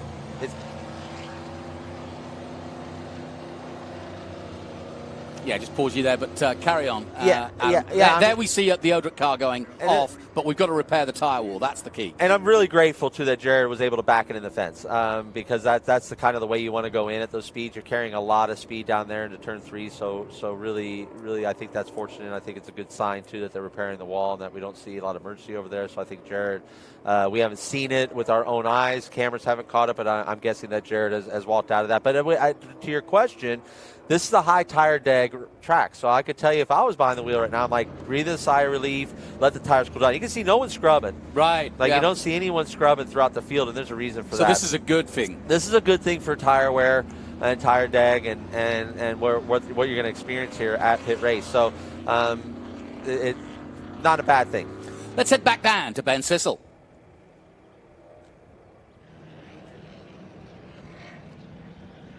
Hey, thank you so much, Jonathan. I'm here with Gil Martin. And Gil, we've kind of all seen this before, but Jake Drew, Connor Mosack, both having really good starts. Jake currently in 4th.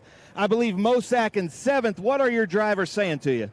Right now, Jake's a little bit tight because on that initial start, I think when everybody got bottled up, Adrian came across her right front, and I think our right front's towed in a little bit. So hopefully as the run goes on, both of our Silver Hair Chevrolets will come on here late in the run.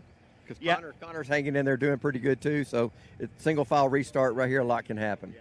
Well, Jake has been fast all weekend. I was watching that. He did seem to get pushed out, and then there's a big bump where the next tarmac is, and so that might have done the tow.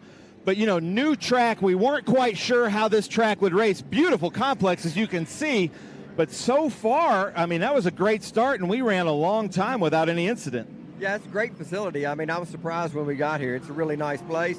The track's really smooth. It's a one-groove track, so it's going to come down to who makes the least amount of mistakes. I love it. Well, if anybody's seen it all in racing, it's Gil Martin with Silver Hair Racing. Gentlemen, back up to you. Yeah, it's kind of interesting as we send our youngsters to further fields, whether it be IMSA or NASCAR. It's great that occasionally NASCAR throws us a bone, and we got Gil Martin. I think, and I'm speculating here, but Gil Martin, I believe, was in retirement, and the talent that has been showing themselves around lately, the development and the opportunity for that, he's excited about working with these young drivers, and that's what's really like reinvigorated him. I've been fortunate enough to be around that man since I was like 15 years old when John went to the Cup Garage, and he was one of those figures that you admired. All of his race cars were always fast. They were fast at places that you knew that it was the team that made the difference to make the car fast, not necessarily the driver stepping up and carrying the car. So yeah, Gil Martin being with that Silver Hair group like he's been the last couple of years has done great things for the program. But the whole group down there is extremely talented. Actually, the depth of talent inside this paddock anymore is not just reserved for the drivers. I mean, we see Nitro Motorsports is full of people that I recognize from the Cup Garage and we reminisce with. And the group that I work with at Ultimate Headers, they're a group that's been in the sport and dedicated their lives to the sport for forever. And so this is what happens here is the talent, the challenge that this series presents. It brings those folks to the surface, and they want to be a part of this, which is special for us. Yeah, there's a lot of talent, both young and old, both experienced and learning in this paddock, and it's a great environment. We've said it time and time again. If you are interested in coming racing and trying to make it professionally, this is a great place to cut your teeth. And we've got guys like Connor Zillage who, have cut their teeth in Miatas and Mazdas and then have come here. And we're about to go green by the looks of it.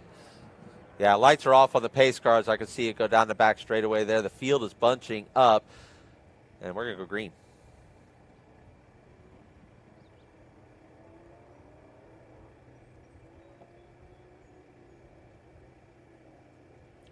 So, as you can see, the lights are out now. It's in the hands of Matos and Mayer. Mayer needs a good restart, but watch Merrill on this restart in the Cope blue and white HB Tuner's car, because he's always a good starter. And away he goes. He's right tucked up behind Ben Mayer.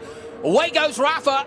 Merrill looks to the outside of turn one, gets side by side with Mayer. Can he get squeezed through? Mayer's going to try and hold him on the inside. Around the outside goes Merrill, the former champion. He's vying for second place, but the young Ben Mayer is not giving up. And now it's a three-way battle as Drew joins it. 3 ways into turn 3, and Merrill loses out desperately in that one. Just when I thought he was going to take second, he's down to what, 4th? Taking our breath away, Thomas Merrill. My hat, look at him go. I mean, sure, we thought he lost a spot, but this is Thomas Merrill we're talking about, and it's not over until it's over. And he's hanging in there side by side. Jake Drew accelerating down this back straightaway. He's going to have the advantage coming in here to start what's referred to as the S's, but they drive more like Z's, Jonathan Green. They're 90 degrees. Oh, no, Merrill's been punted off by Drew. Merrill out of the race. Now, can he keep the engine going? But they were side by side, and I thought Merrill had got up to third, but I think they touched. And either way, Merrill has gone wide and off track. And let's hope he gets it started, because we could be looking at another caution. But major story here. Second in the championship, Thomas Merrill is out in the dirt. Yeah, that's not exactly what their day needed. I'm sure he's steaming. My good friend Mike Cope back home is steaming on that one. So hate to see that.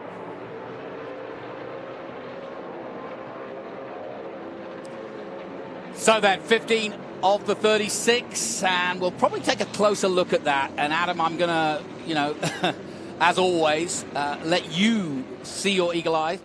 Here we go. This is the restart. Merrill did get away well, and look at this. From here on in, it gets really interesting, because I thought for 1 minute that he got into second place, and then everything changes as these two fight. Drew catches up, then it becomes a three-way battle, and not far behind Tyler Casera, but it comes into three, and it is three wide, and this is what happens. Yeah, and I mean, this is, so it doesn't happen here, actually. It's at, it's at the S's. This is kind of where the battle all started, and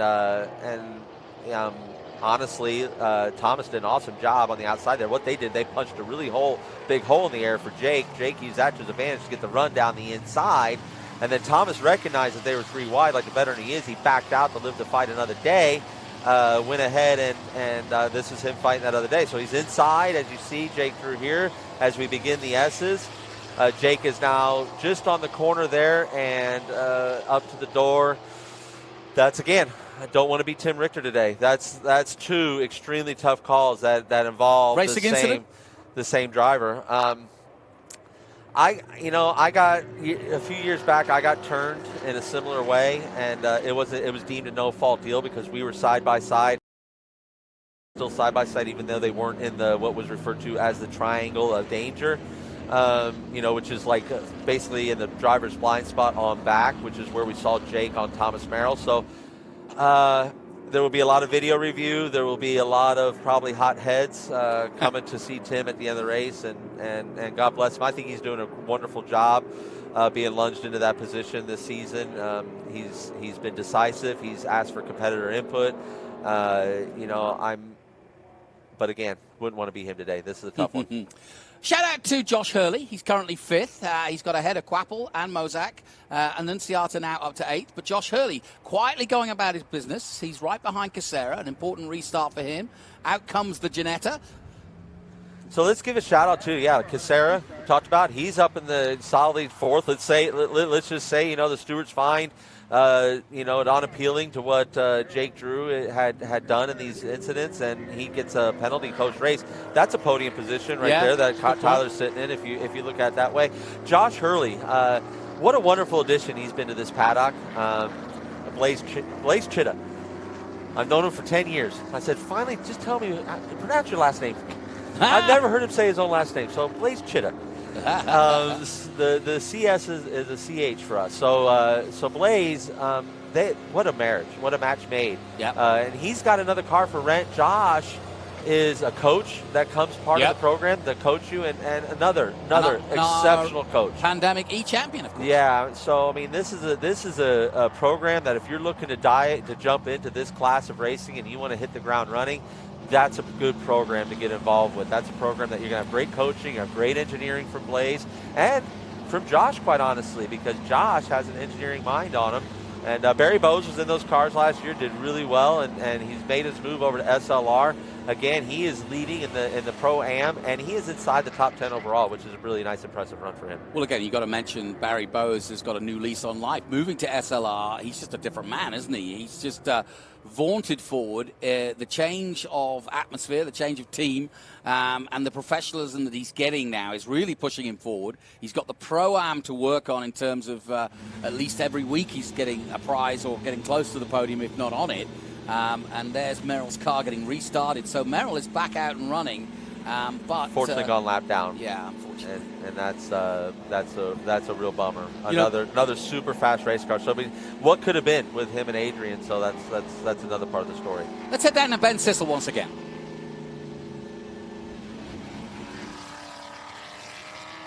All right, thank you very much, Jonathan. Adam, I'm getting a little bit of insight here from Bowser, who's talking to Thomas Merrill in the 26.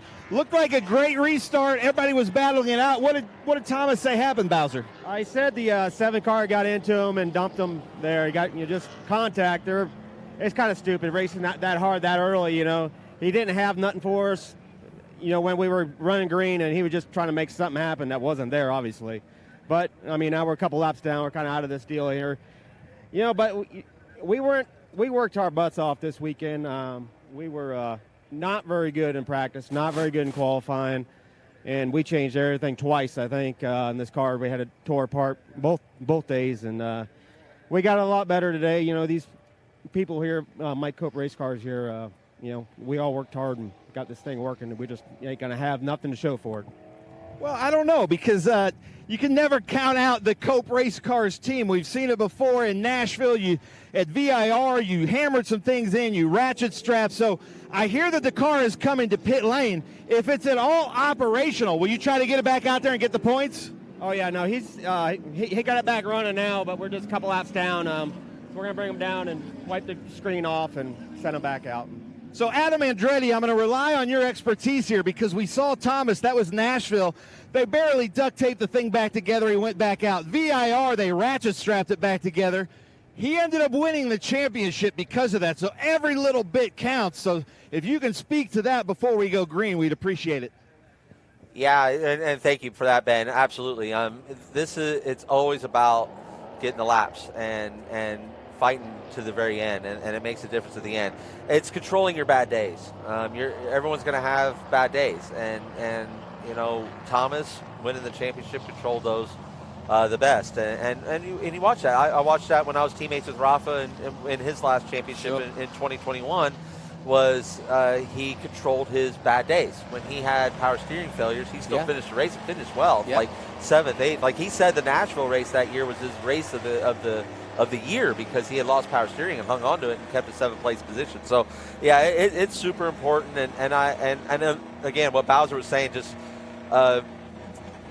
backs up what I said at the beginning of the broadcast about what Cope was doing and that 26 car, and how proud Mike should be of the group that he has up here, as I know he is, because they definitely turned around what's been a struggle for them for the last couple weekends, and Thomas was showing it, and they showed that great speed. So we're going to be going green this time, as I see lights are off on the pace car, and scuffing has pretty well stopped, and we'll see if Matos drops a hammer again, because basically he's let Ben get a sniff, and then once Ben has shown his nose a couple times, Rafa just drops a hammer and says, "See if you can hang on, kid."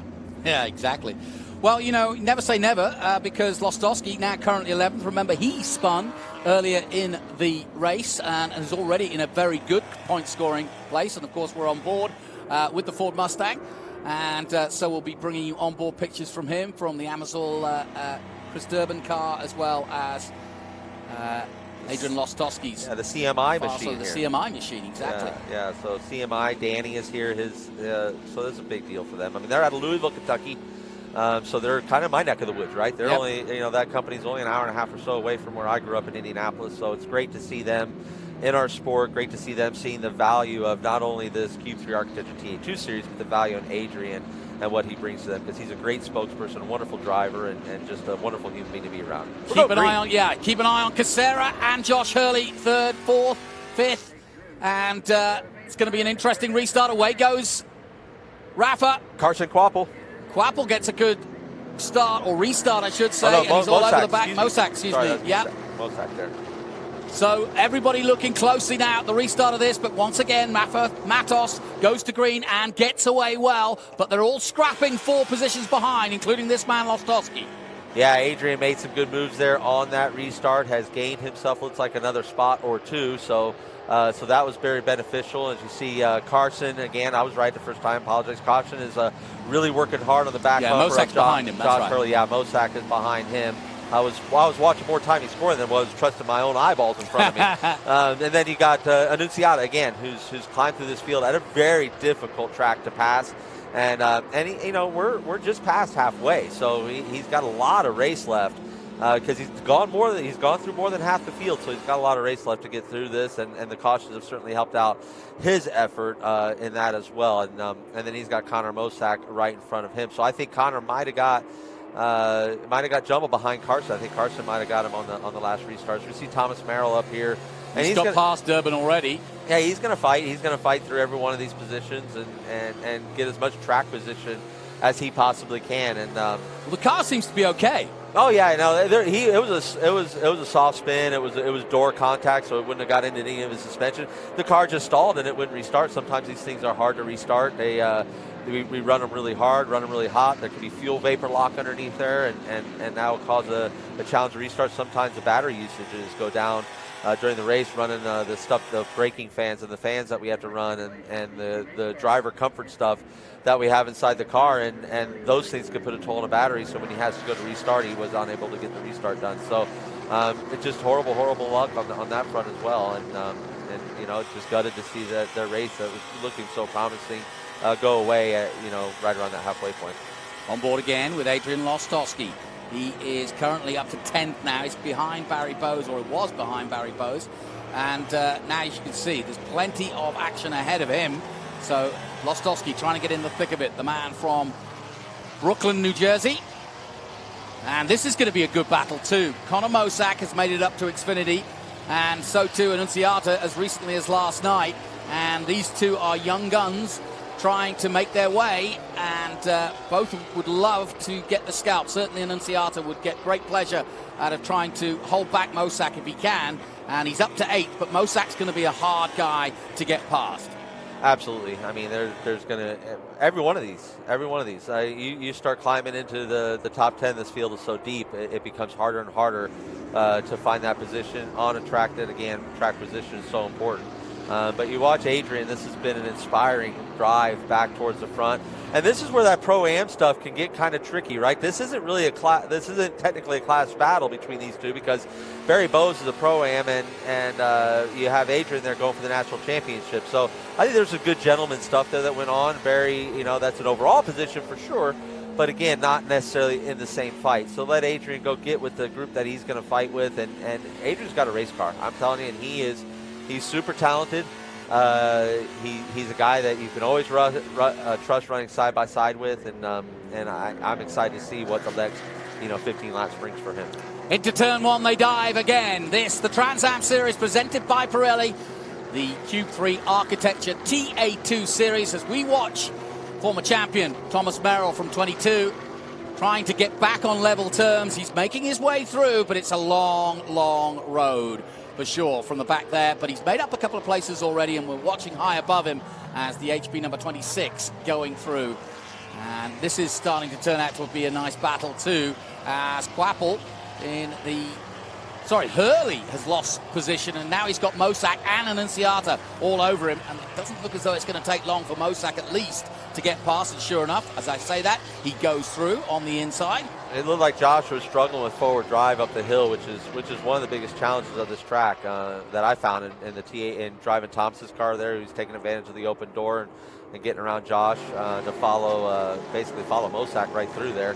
And then it looks like Adrian's ready to pounce as well. But yeah, he was lacking to drive to get up the hill, which is, like I said, one of the challenges here with these cars that we're experiencing on these P0s on both classes of racing. But we see Rafa Matos is, again, checking out a little bit on Ben Mayer, piece by piece, every lap, every time around. He's been half a second, yeah. Yeah, he's just been clicking away, little bits of time, nothing huge chunk, but just enough that he's not wearing his stuff out, but he's able to put a gap and cancel any kind of threat that's coming from behind. Yeah, Mosack trying to use this time to gap himself, but Annunziata under braking certainly as he comes out of Cube 3, 17, gets right tucked in behind his rival, and we'll see if there's a gap, but no, Annunziata has caught that up. You can see it now as they cross the line again. Nothing between these two, but they are dropping. Hurley is now down to 8. And I just speak to the precision of these drivers in this class in this Cube 3 Architecture TA2 Series. I mean, you watch the approach to turn 1. There's not a centimeter to spare between the edge of the track and the grass. Yeah. And every one of them like that. And I mean, I know people that can't. Whoa! Hurley. It could have been a little bit of a rear lock up there because when he went to turn the wheel, the rear. He's struggling with something though. Yeah, he's struggling with rear grip. It seems to me. That watching the back end kind of dance, all the way up the hill last time, it seemed to settle right there. But But yeah, he's got a little bit of a struggle that he's fighting right now. Lostowski's got through on him, and again, another position lost. Yeah, it's this is Cube 3 architecture TA2 class racing. It's a war, it's a battle out there. But out front, we've seen just a dominant performance from Rafa. He's shown he's ready to win this third championship, and he wants to win it in style. He's the only multiple race winner this year. When we say there's been the 4 different winners, he's the only multiple race winner with 2 wins, and he's looking really strong with 14 to go. He's certainly setting the pace for this one. But it looks like these silver hair cars, just as Gil was predicting earlier, Gil Martin was predicting with our Ben Sizzle down there on pit road, that these silver hair cars are certainly coming alive the further we're getting along the race. So maybe they are able to manage their tire deg and do that better going forward. I will say that also about the Nitro cars. What I experienced with them is that their cars were doing really, really well on tire deg, that they weren't dropping a lot of time. So that's why we're seeing this battle being pretty good between the 90 and the 57. Thomas Annunziata trying to work his way up to get on level terms with Conor Mosak. Their battle is in 6th and 7th at the moment, but it's still Matos, Mayer, and Drew now 3rd. Casera still in a waiting game in 4th, and then Quapple in the top 5. And then we're looking at this battle. Mosak holding off Annunziata. Annunziata didn't have the great night at Sonoma last night. I think he was down in 28th, didn't finish, right? Well, the result doesn't reflect the performance. Okay.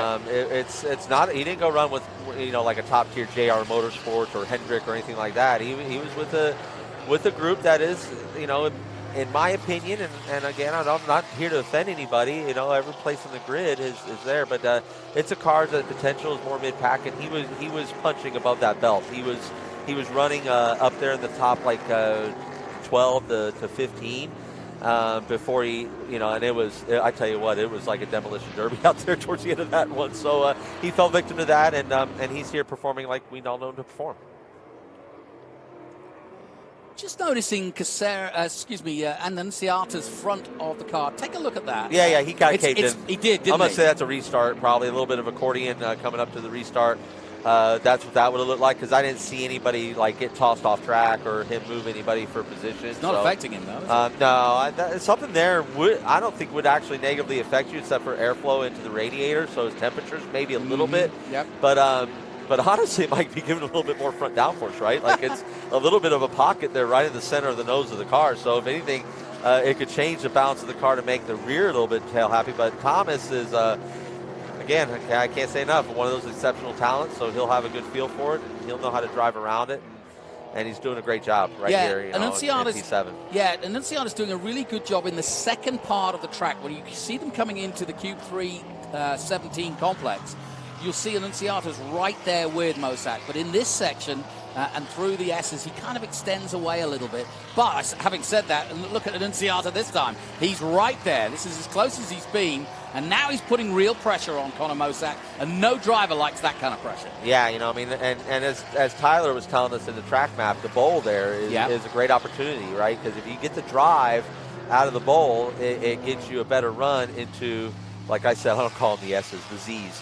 Here. I like it. Yeah, because they're as you drive them, they're 90s, right? Like usually S's have a real snake-like flow. You think of Road Atlanta, Coda, Watkins Glen, for example. But here it's really 90, 90, 90, 90 the way it drives. So yeah, I've been calling them the Z's. But yeah, great racing here. As we come up over, the basically over the hill there of turn 14, which is probably the trickiest corner here on the track.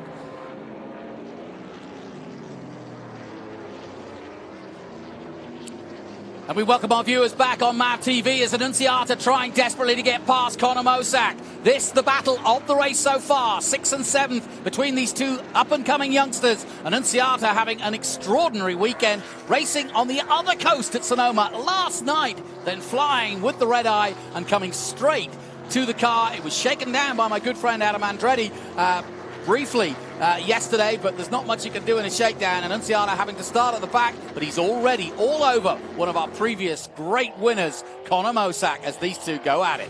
Yeah, he was the red-eye Jedi, getting in here last night, or this morning, I should say, and But yeah, it's great to have that energy of a youngster. Third in Pro-Am, the AMSOIL on board of Chris Durbin from South Hills in Pennsylvania. Great to have the number 25 with the onboard this weekend. And we can see him going about his work in the office. Nice and smooth so far.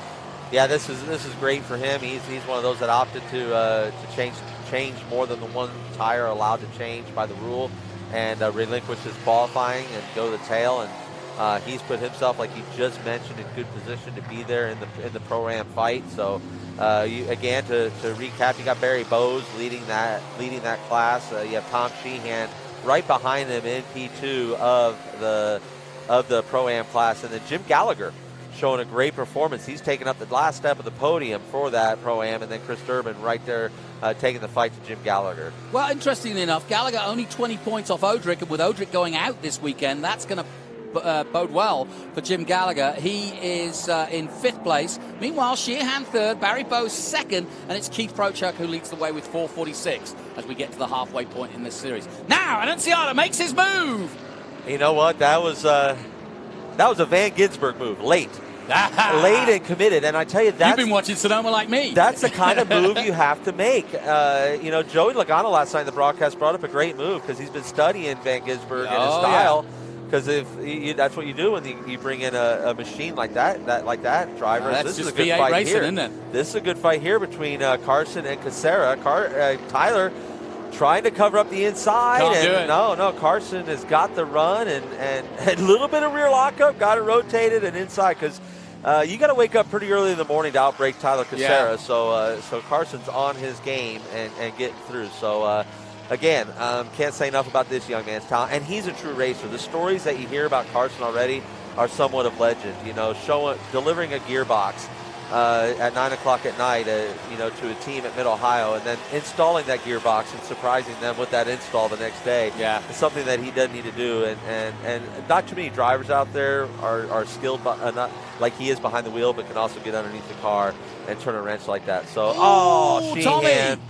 Thomas Sheehan, such a promising day in the grass. Get it fired, and he's going to roll with that Vixen Motorcycles Ford Mustang out of the Cope Race Cars. Not the day Cope Race Cars was looking for, because Tom was kind of carrying the banner for them at this point, and that's probably going to move him pretty far down the pack in the Pro-Am stage of things. Adrian.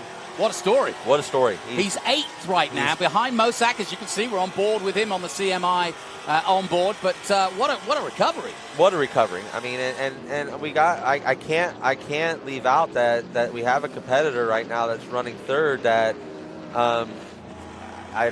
he's going to be under review, right, from Stewart's review at the end of the race. So all these could be different positions at the end of this deal. So yeah, every one of these spots super important, and Annunziata again getting around Mosak the way he did has been able to set sail, and now you have, I believe, Adrian's going to try and do the same move. Yeah, I tell you what, interesting how this is going to pan out. I'm really keeping an eye. Josh Hurley actually doing a good job in 9th position. We thought he had some problems, and he did drop back tonight, but he's still going. And as we look at the flat right front, that looks like a flat right front tire on Michelle. She slowed right down. Yeah, let's see how right front's down, and it looked like the sidewall that was off, so that could have been some car-to-car contact that cut that tire. So don't know the whole story on that, but nonetheless, not what Michelle was looking for out of the day. And again, through attrition and through just her getting the laps and putting the laps in, she was climbing the ranks of that Pro-Am stature as well. So yeah, you're absolutely right front is down. Just past our commentary position. Lostowski, where are the good places to overtake? You've been out there, and I'm sure you've been measuring it all up. Yeah, we basically go into turn 3.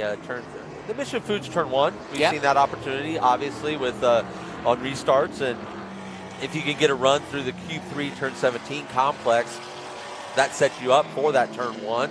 And that Q3 turn 17 complex, very similar to the Bowl, that is turns 5 and 6. But and that'll get you the run into turn 7 or the beginning of the Z's, to get a passing done there. To get something done, out of turn 14 to 16 is super challenging. You'd have to get a great run down the hill there and really be alongside before you got to 16. Otherwise, the risk isn't worth the reward. Well, we're coming up to that Mission Foods turn 1 now with Lostowski looking for that way past Connor Mosack. They dive in there. It won't be this time. Next opportunity down at the bottom of the bowl, perhaps? No, he missed. Basically, Adrian kind of missed the entry there. If he needs to nail that Mission Foods turn 1, climb through turn 2 to get this run into turn 3 here. If he can steal that inside into turn 3, it's such a tight corner that you can have the advantage here for turn 4.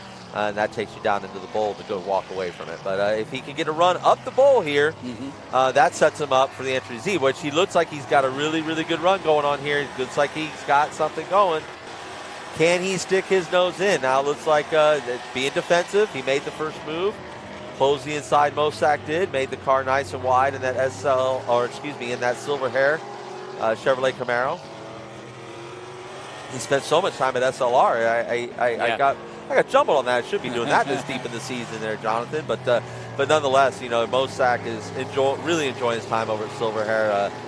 He's committed to them, and I thought he was gonna do like he did last year, a little bit of this, a little bit of that, but he's committed. Laura and Maurice Hall, too. Two of the gems of this paddock. Absolutely, just great people, and so I think also it'd be pretty easy to be motivated to want to come race for those two. Super easy. And then you add the group that they have, Jeff Holley and Gil Martin and the gang down there. Well, they put on their press releases the amount of drivers that have come through and made it all the way to NASCAR, the likes of Chastain and many others, have all taken part in driving one of the silver hair cars. So it's, Connor Zilic, you name it. Yeah, and this is looking like a good run coming out of turn 14, for this battle right here that we see going on here between Jim Gallagher and Chris Durbin. Chris really got through turn 14, but he wasn't able to take advantage, as it looked like the 16 Jim Gallagher just had big locked up here. You don't want to do that to your tire too much there, Jim. Yeah, that's not going to help, is it? No, but good pressure from Durbin. That's exactly what you should do. Yeah, but again, this is a fight for what looks to be the last step on the Pro-Am podium, and so that's a really special second and deal. third in Pro-Am, yeah. So this is a mighty battle. Oh yeah, because I was mixing Eric Kate into that, but he's on the national championship, so absolutely, this is first and second, or second and third. Yeah, second and third. Barry Bowes is leading. Yeah. Whoa, and a lock up from Durbin there. We just caught the back end of it, but as we go back to Annunziata, Durbin just locked up. It didn't cause him to go off or anything, but just locked up a wheel there as we just drifted away from him. And while we've been looking at all this, Rafa and Ben Mayer just said goodbye to the rest of the field. Yes, they have. And the gap between them is 1.7 seconds. So Matos controlling this race from the front, and that's a lesson for Ben Mayer as well. And absolutely, and that's what we've seen out of Rafa with the 3 wins he's had this year. Yeah. Those are races that he's gone out front and just literally just controlled them. And this is one of the many things that makes a Rafa Matos so special, is he's got that ability to do that. And when it comes down to that, Jonathan Green, that is some rare air to be in. Yeah, and you know what? These are the days. You talk about two-time champion Rafa Matos. These are the days when you know that your opposition, Merrill, of course, started the day 28 points behind in second place, currently in 16th position. But if Matos can keep it clean, keep it tidy, not worry about the restarts, which he hasn't yet. There's the gap between them physically. You could see now. But these are the days where Rafa Matos will get major points, and we're heading to Mid-Ohio, Road America, places where he always shines. I remember distinctly Rafa going well here as Annunziata and Casera getting together. Annunziata on the run, trying to stop the local man from Manheim. Yeah, this is Thomas. I mean, this is for the top 5. And he completes this pass, even before completing this pass. Has anybody passed more cars in the Cube 3 Architecture TA2 Series this season than Thomas Annunziata? And he's done it from the back. That's what I'm saying. The racecraft of this young man. It's one thing to have speed. It's another thing to have the racecraft. Correct, yeah. And he's got both. And that is what makes a driver like him so special. He climbed in the top 5. And remember, not one lap on this track before he got here. So Matos, Mayer, Drew, your top 3. And behind him, Quapple and this man, Annunziata, who's up to, 5th place now, and in what has been a great turnaround for the weekend. Disappointment in Sonoma is turning to sunshine and fun in the sun in Pennsylvania. I think with 6 laps to go, Thomas and Unciata, I think he'll be able to get to the back bumper of Carson Quapple. Will there be enough time? Will they have an opportunity? Is there enough of his car left after climbing through this field to put on the attack? Time will tell, but here comes an attack. Adrian Lostowski on the 57 of Connor Mosak. This would be for P7. Yeah. And Adrian looks like he's got the pace for it. Adam, you're out later. Are you learning anything from watching in the commentary booth? I know you enjoy doing commentary, but are you kind of keeping a watchful eye on where people are making moves? Absolutely, and no comment. Well, you had a tough day. Yeah, it's going to be it'll be a long day for us as well, just like it is for these competitors. You know, these 100 miles are not easy. This is a super physical track.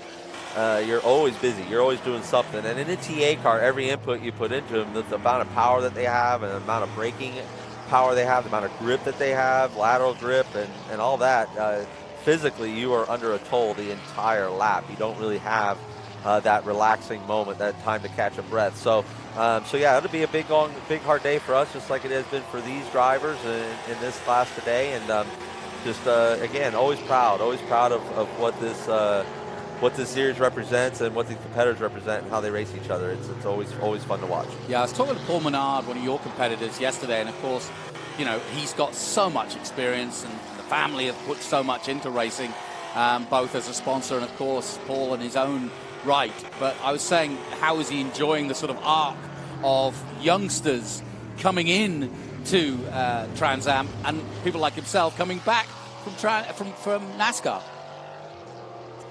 We welcome our viewers back on MAV TV. But yeah, Menard was like really enjoying the fact that, you know, he was able to race in a championship that was fair and fun, but not put the pressure on himself of being in Xfinity or in the Truck Series or in the Cup Series, but really enjoy his racing and also going toe-to-toe with some of the youngsters that are out there. Yeah, I mean, it's a new challenge for him, for sure, because he went from primarily oval racing most of his life. Now he's just doing nothing but road racing, and he's up against people that have nothing but road racing their whole life. So he's been incredibly impressive, as he always has been throughout his entire career. I've observed Paul for a long time through the ranks, all the way up through his Cup career, and I say it all the time, a Brickyard 400 champion. I mean, in a stock car at Indianapolis Motor Speedway is one of the most difficult challenges to face. So to win that race, I think, is one of the most difficult races to win on the year. And that's just my opinion, but I believe that opinion will be backed up by a lot of people that have competed there and tried to take that win home, tried to take home that golden brick that you get to the end of that 400-mile race. But yeah, he's a wonderful competitor, and more importantly, he's just a really good human being too when you get outside the cars, and that's what I love about our paddock. You know, and these youngsters, these young drivers, they're talented, but outside the car, they're so humble, and they're so they're so, you know, well raised. The parents are wonderful as well, and so just they brought so much greatness to this paddock, and we appreciate that level of professionalism at such a young age. That's why I say. That's why I get excited about the future of them all, because I can see how bright it is. I've been doing this long enough now to know when you have something special, and we have a lot of special talent up in here. Lostowski, time running out, 32 off the 36. He's trying desperately to get past Connor Mosak as these two go at it here at Pitt Race. Looks like tires running out, too. Yes. Another four-letter T word. Yeah. No question. Long way, 100 miles. The fuel load is down, and it's starting to show now that the car's starting to get a little bit soft underneath them as Lostowski makes his move. And this is his chance on Mosak as they come out of the Cube 317 turn and down our straight, main straight, past our commentary position. Hasn't quite done it yet, but he might have another pop into turn one. Mission Foods turn one is his next opportunity.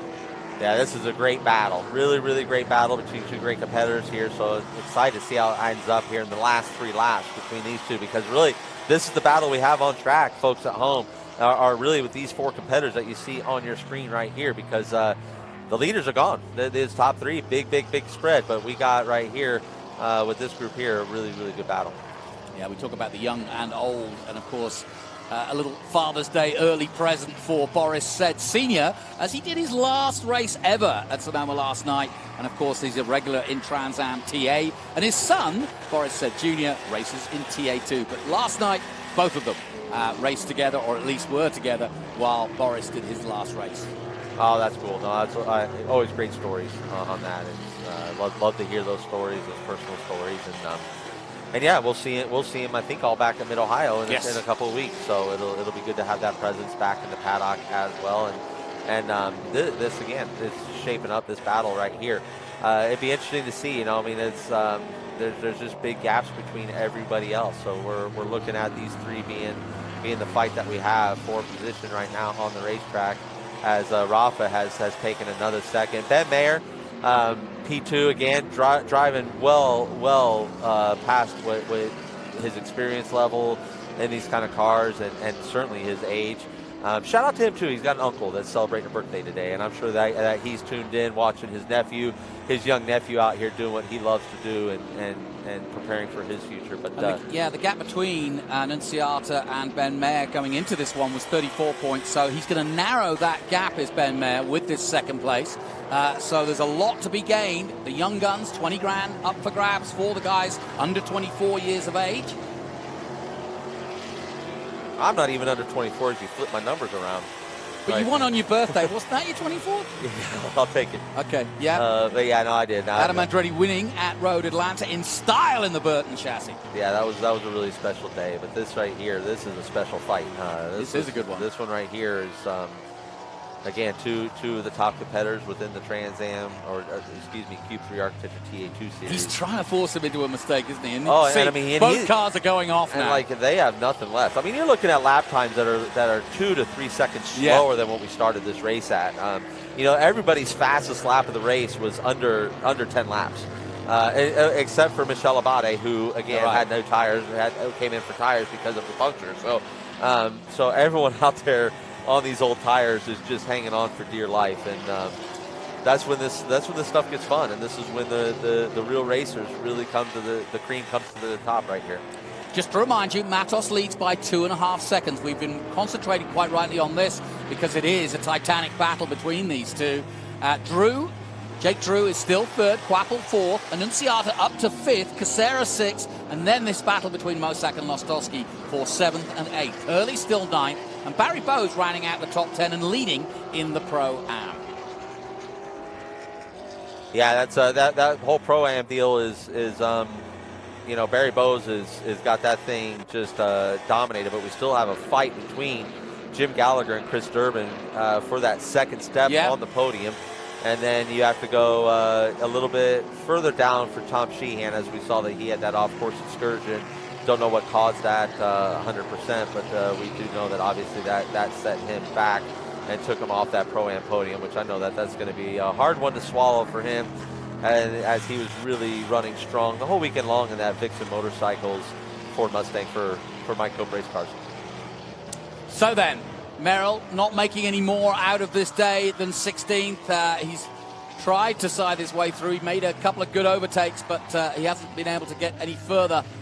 And he's not that far behind this battle, but of course there's a lap down, and Lostowski running out of times. This is the penultimate lap of the race.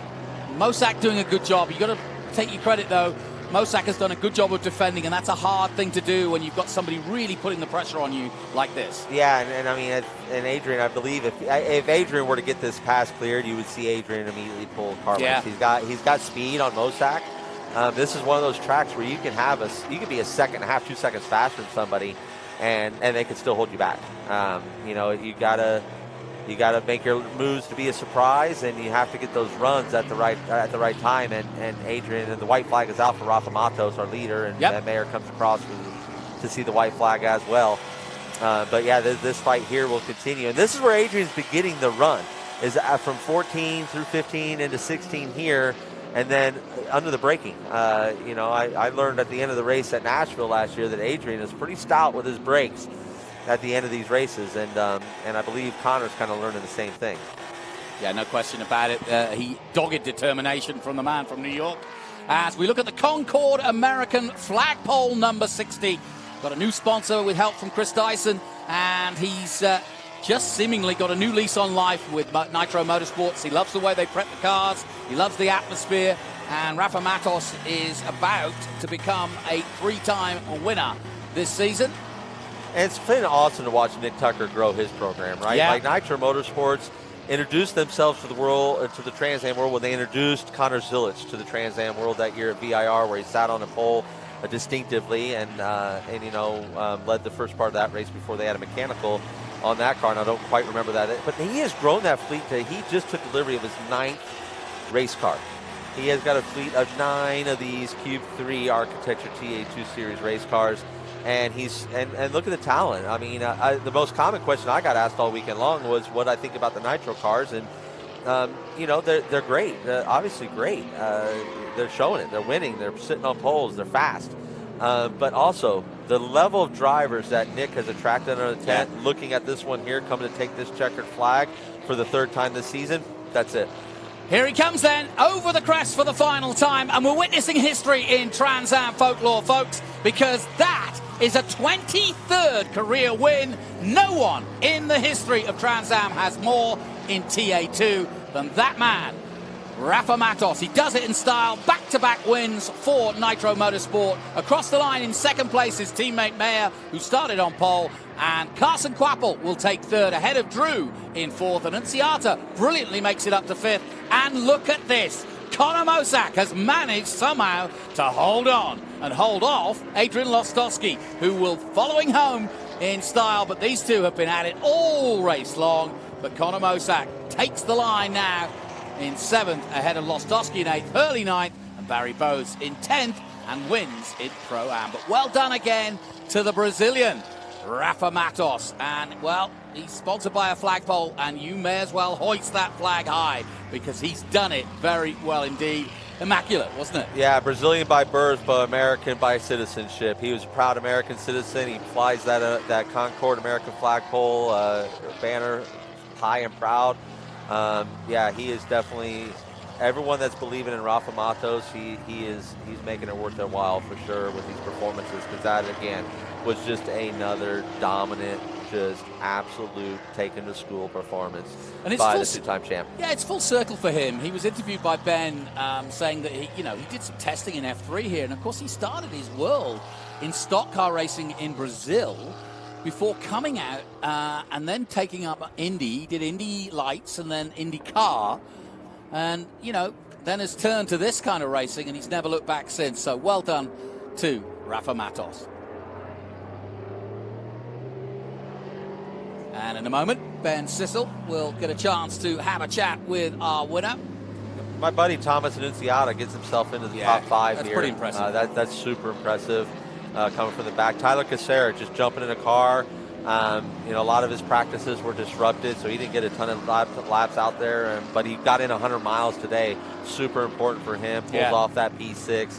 And then we said Barry Bowes, taking the Pro-Am win and also a top 10 overall in this class of racing. And then also you had Chris Durbin.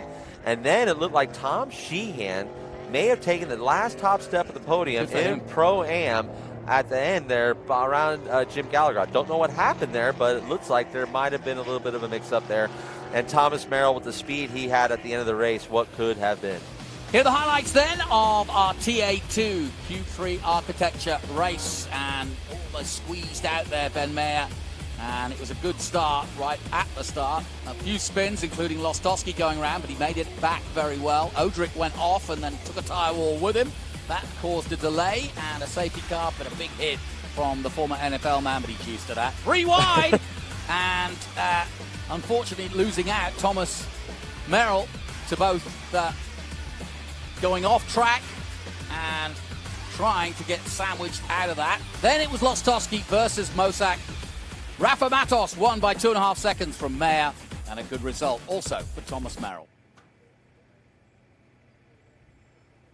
Yeah, not the day that Thomas wanted Merrill for his championship for sure, and but it was encouraging for them. I'm sure that they had the speed that they had from the struggles that they've had the last couple rounds out, and certainly since Road Atlanta, quite honestly. So.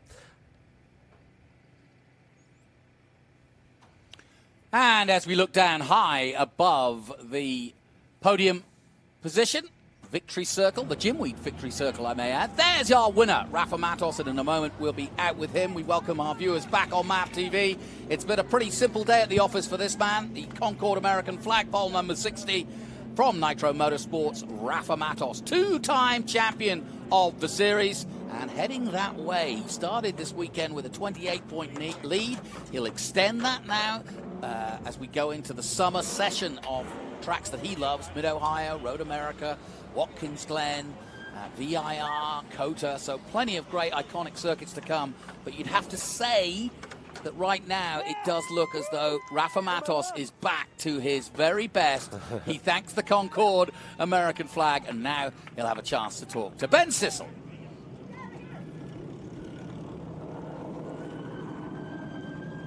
Well, thank you, Jonathan. That Concord American flag pole company race car, 3 race wins, the most winning driver in Cube 3 TA2 Architecture Series. And, man, that's got to feel really, really good, Rafa. All the credits to the Nitro Motorsports team. These guys are amazing. You know, gave me a fantastic car. The Concord American flag pole Mustang number 60 was all in the mail today. It was amazing. You know, I had a good start, initial start. I was able to go around bend, but he kept me honest all race long, and you know, I was pushing really hard to build that gap, and at the end, in the last 10 laps, I couldn't believe how long it took, those 10 laps, but we had a pretty good gap. We were able to manage the gap and win for the 23rd time, I believe, and you know, just hats off to every single person that has been helping us, and my family, my wife, daughter. Love you guys. Nice, I love it. Rafa Matos. How about that? Ben Mayer, let's come and talk to Ben Mayer over here. Ben, what a race. You know, I know you're also running for the championship, and it looks like you're frustrated to finish second. I mean, not the result I was hoping for. Everyone wants to finish first, but Rafa drove a great race. That was a tire conserving game, and he ended up to do it better. So his car was much better in the end, and I was all over the place, but hopefully we'll get him at Mid-Ohio. All right, so give me your review now of Pitt Race Complex. Great track. I mean, it's one of the most fun tracks here, I think, or in the U.S. It's one of the most fun tracks, just the elevation change. It's not like the other ones. It's kind of its own thing, and I really liked it.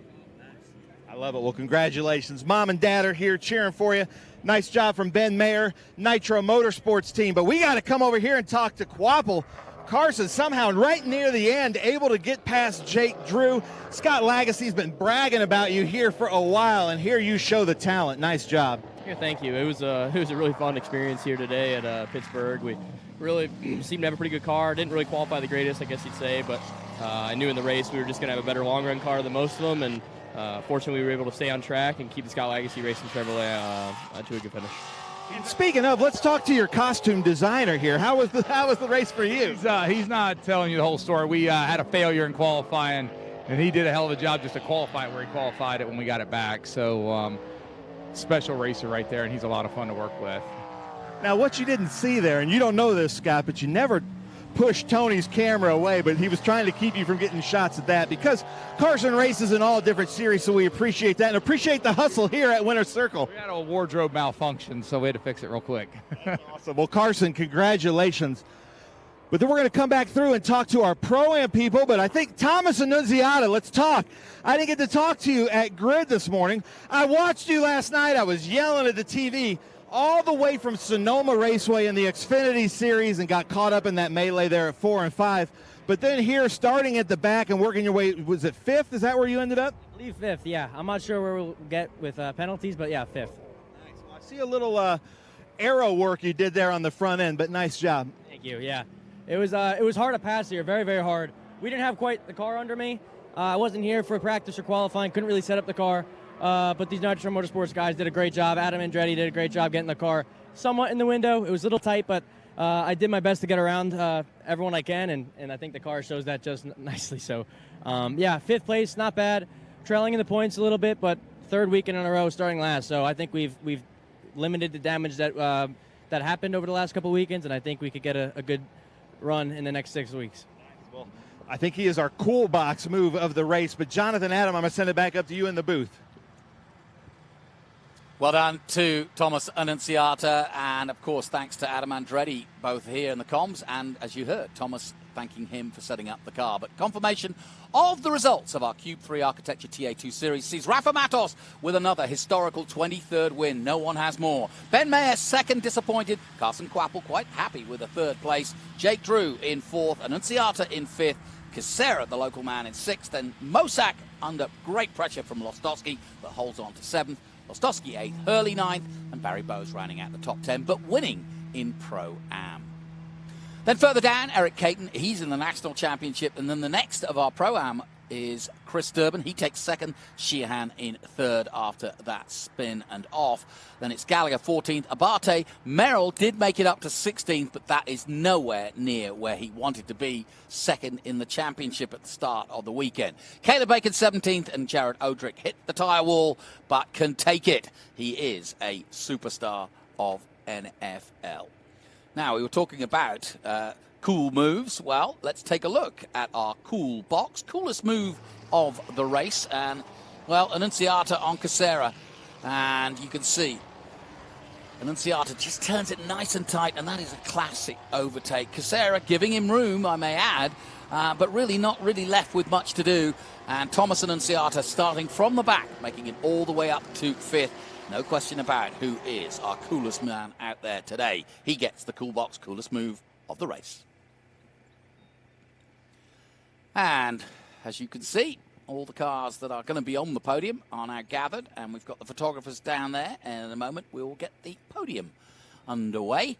And of course, it's a bumper day here, so don't go away wherever you're tuning in, because we've got more action to come from SVRA, and we've also got another big feature race as Trans Am, the big 850 horsepower muscle cars, as well as the production cars go head-to-head in another 100-mile race. And if you haven't got time to watch that, well, don't forget, Thursday nights is your Trans Am night on MAV TV, because from June 13th, 8 p.m. Eastern, TA2 starts at 8 p.m., as you can see, and then TA at 9 p.m. So plenty of great action.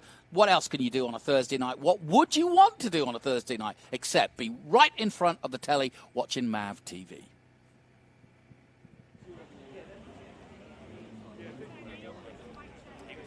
So just waiting for the podium to get underway. I'll tell you what, it's a beautiful day here in Pittsburgh. We were expecting rain, at least overnight anyway. It never came, and so I'm probably cursing it now by announcing it. But yeah, pitrace.com. Go there, have a look at what they've got to offer. Great kart circuit, great track days, great opportunity to learn about racing, and a great technical track to do it at. And, yeah, it's in the heart of the countryside here in Pennsylvania. And talking at the heart of it, Ben Sissels, right down there in the winner's circle.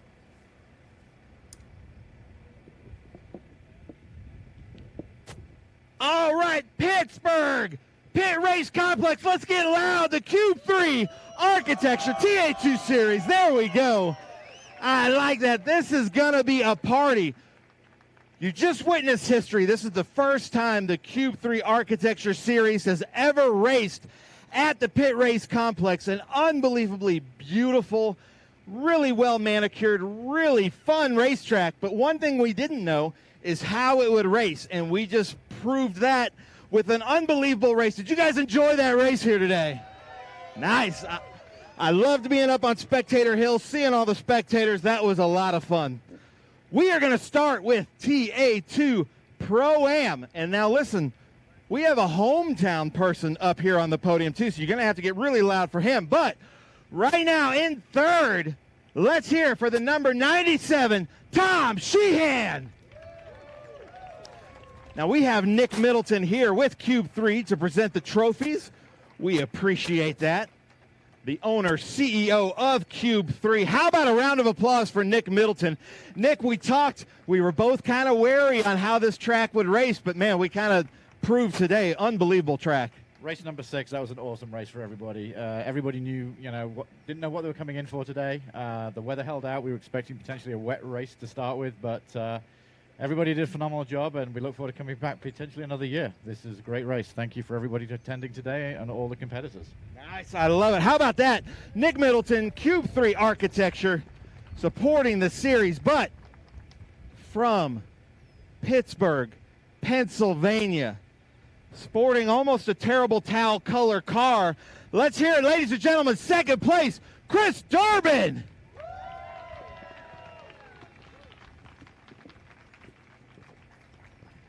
Chris, nice job. Chris did have to come into pit lane and brush off the grass and was able to come back through. But, ladies and gentlemen, it's Sunday. Megan is wearing her checkered pants. Check that out. That's her good luck pants. And Barry Bowes on the top step. TA2 Pro-Am back on the top. Nice job. Megan, it's got to be the pants. So Tom Sheehan, it's got to feel pretty good up here. I feel like from what I saw, you kind of got punted twice in that race, but still able to work your way back up to the steps. Yeah, it was a little elbows out there. It's tough to find good spots to get it done here, and I knew it would be that way, but yeah, not what we wanted, but pretty good day, not bad. Anybody you want to thank? Oh yeah, I want to thank the Vixen crew. They're up at Laconia Bike Week this week. Big show up there. They're having a blast, moving a lot of merchandise, getting a lot of press. It's great, and I want to thank the guys at Cope, Jamie Obie, Mike Cope, Travis, all the guys, my crew chief Noel, and Matt Romanowski's indispensable. Very smart man. Nice, I love it. How about that, ladies and gentlemen? Tom Sheehan. Now, no pressure, but the other guys in your stable over there, Mercurio and Walker, had an unbelievable race with us in SVRA. They put the pressure on you at your hometown. Ladies and gentlemen, let's hear it for Chris Durbin, hometown guy. And then, Chris, how was your race out there? Good. Did pretty good. We kept it clean. You know, had a little off-track excursion, got some grass in there, but managed to bring it home. A little sightseeing? Yeah, you know. Western Pennsylvania in summer. What are you going to do, right? I love it. Now, I'm sure you have some people over there you want to thank because I saw that car coming in hot. It came in hot. Thanks to my Flying Wrenches crew, my family. Some are here at home watching. AMSOIL, SuperoilPro.com. New this year, hometown sponsor, 90racing.com. So for all your racing gear and race-related stuff. And JRI Shocks, Howe Chassis, PME Engines. Nice. How about that? Chris Durbin. And then Barry Bowes. You know, Barry, we've spent a lot of time together this year, and it seems like you've kind of run into some bad luck. I'm so glad to see that is away from you for the rest of the season, and you're back up here on the top step. Oh, yeah. After about the third race in a row, when something broke down or I had bad luck, I said, this has got to end. By the seventh race that it happened, I said, it's really got to end. And finally, the streak is over, and it feels real good. Nice. I'm sure you want to thank some crew and possibly a lady for wearing the good luck pants. You know, without Megan and her checkered pants, I wouldn't be here today. Yeah, obviously Osseo Data, who was my primary sponsor, TRB Autosports, who helps me out in the West Coast Series and getting ready for this stuff. And of course, M1 Race Cars, the entire team. Carson Quaffle for coming out and driving as a teammate with me and helping me out this weekend. You know, we all work together and put it together. Nice. I love it. Well, come on, Pittsburgh, Pennsylvania. Let's get loud. Tom Sheehan, Chris Durbin, Barry Bowes. And look at this. We've got some Cube 3 architecture stress cubes to throw out. Oh, we're going to get the 3 out. And then, so get loud if you want a Cube 3 stress cube. Throw those out, gentlemen. Let's see who's got the arm. Who's got the arm? You can throw those out. There we go. Look at that. Come on now. And if you want to throw those Sunoco hats, you can do that as well. All right, Pittsburgh. One more. Oh, you want to throw those out? There we go. Boo! Sheehan. Oh! Almost landed on his head. That would have been amazing. Look at that. Lauren ducking out of the way. All right, Pittsburgh, get loud. TA2 Pro-Am with the Cube 3 Architecture TA2 Series. Tom Sheehan, Barry Bowes, Chris Durbin. How about that, ladies and gentlemen? I did go out of order. Tom Sheehan, Chris Durbin, Barry Bowes. And I believe all of you are old enough for champagne. All right, Pittsburgh, one more time. How about that? Tom Sheehan, Chris Durbin, Barry Bowes. Oh, they're just going to look at that. Oh, no, there they go. That was a little bit of a fake out. Looked like they were going to be gentlemen about it and then just went at each other. Nice job. Good luck to Vixen Cycle Company there at Daytona Bike Week. Nice job, everybody. Thank you guys so much. We good, Chris? All right, how about that? Pro-Am. The TA2 National Series, Cube 3 Architecture TA2 Series. First time the National Series has ever been at Pitt Race Complex. Doing this in just the last few laps over Jake Drew. Huge re-welcome, finishing third, Carson Quapple. Taking third place just right at the edge of the race. Man, I'm glad you're fast in a race car. Nick Middleton handing out the trophies. In second place, Cube 3 Architecture TA2. He got pole at his first race just a couple weeks ago at Worldwide Technology and won that race. Was on pole here again. Ladies and gentlemen, second place, doing so well in the points. 15 years old, Ben Mayer. Look at that. We've got some Ben fans out there. I like that. Nitro Motorsports, Ben Mayer. With Nick Middleton, man, he is really turning it on. The most winning driver in the Cube 3 Architecture TA2 Series adds another tick to that with 23 wins in this series. Currently leading our points championship, and he knows how to win a TA2 championship. He's done it twice before, this time with Nitro Motorsports, American Concord, American Flagpole Company. Let's hear it, Rafa Matos.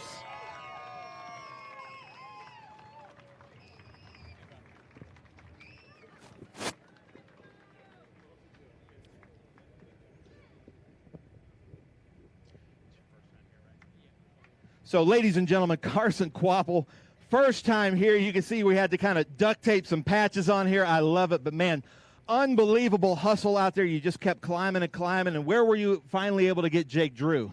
Yeah, he was able to. We were able to catch him kind of throughout that long run there at the end, and kind of ran him down within striking distance, I guess you'd say. And he got him locked up going into 3, and I just got a good run off the turn 6 on him, and just climbed the hill better than him, and was able to get to his outside and complete the pass. But just was an overall great day for us. Qualified not too great in 10th, and just really had to just stay on track and learn as much as we could, while also obviously trying to drive up. And can't thank all the guys at Scott Legacy Racing for giving me a great car, and Chevrolet, Scott Speed, and Josh Wise for giving me this opportunity to come out here and run. But it was a lot of fun.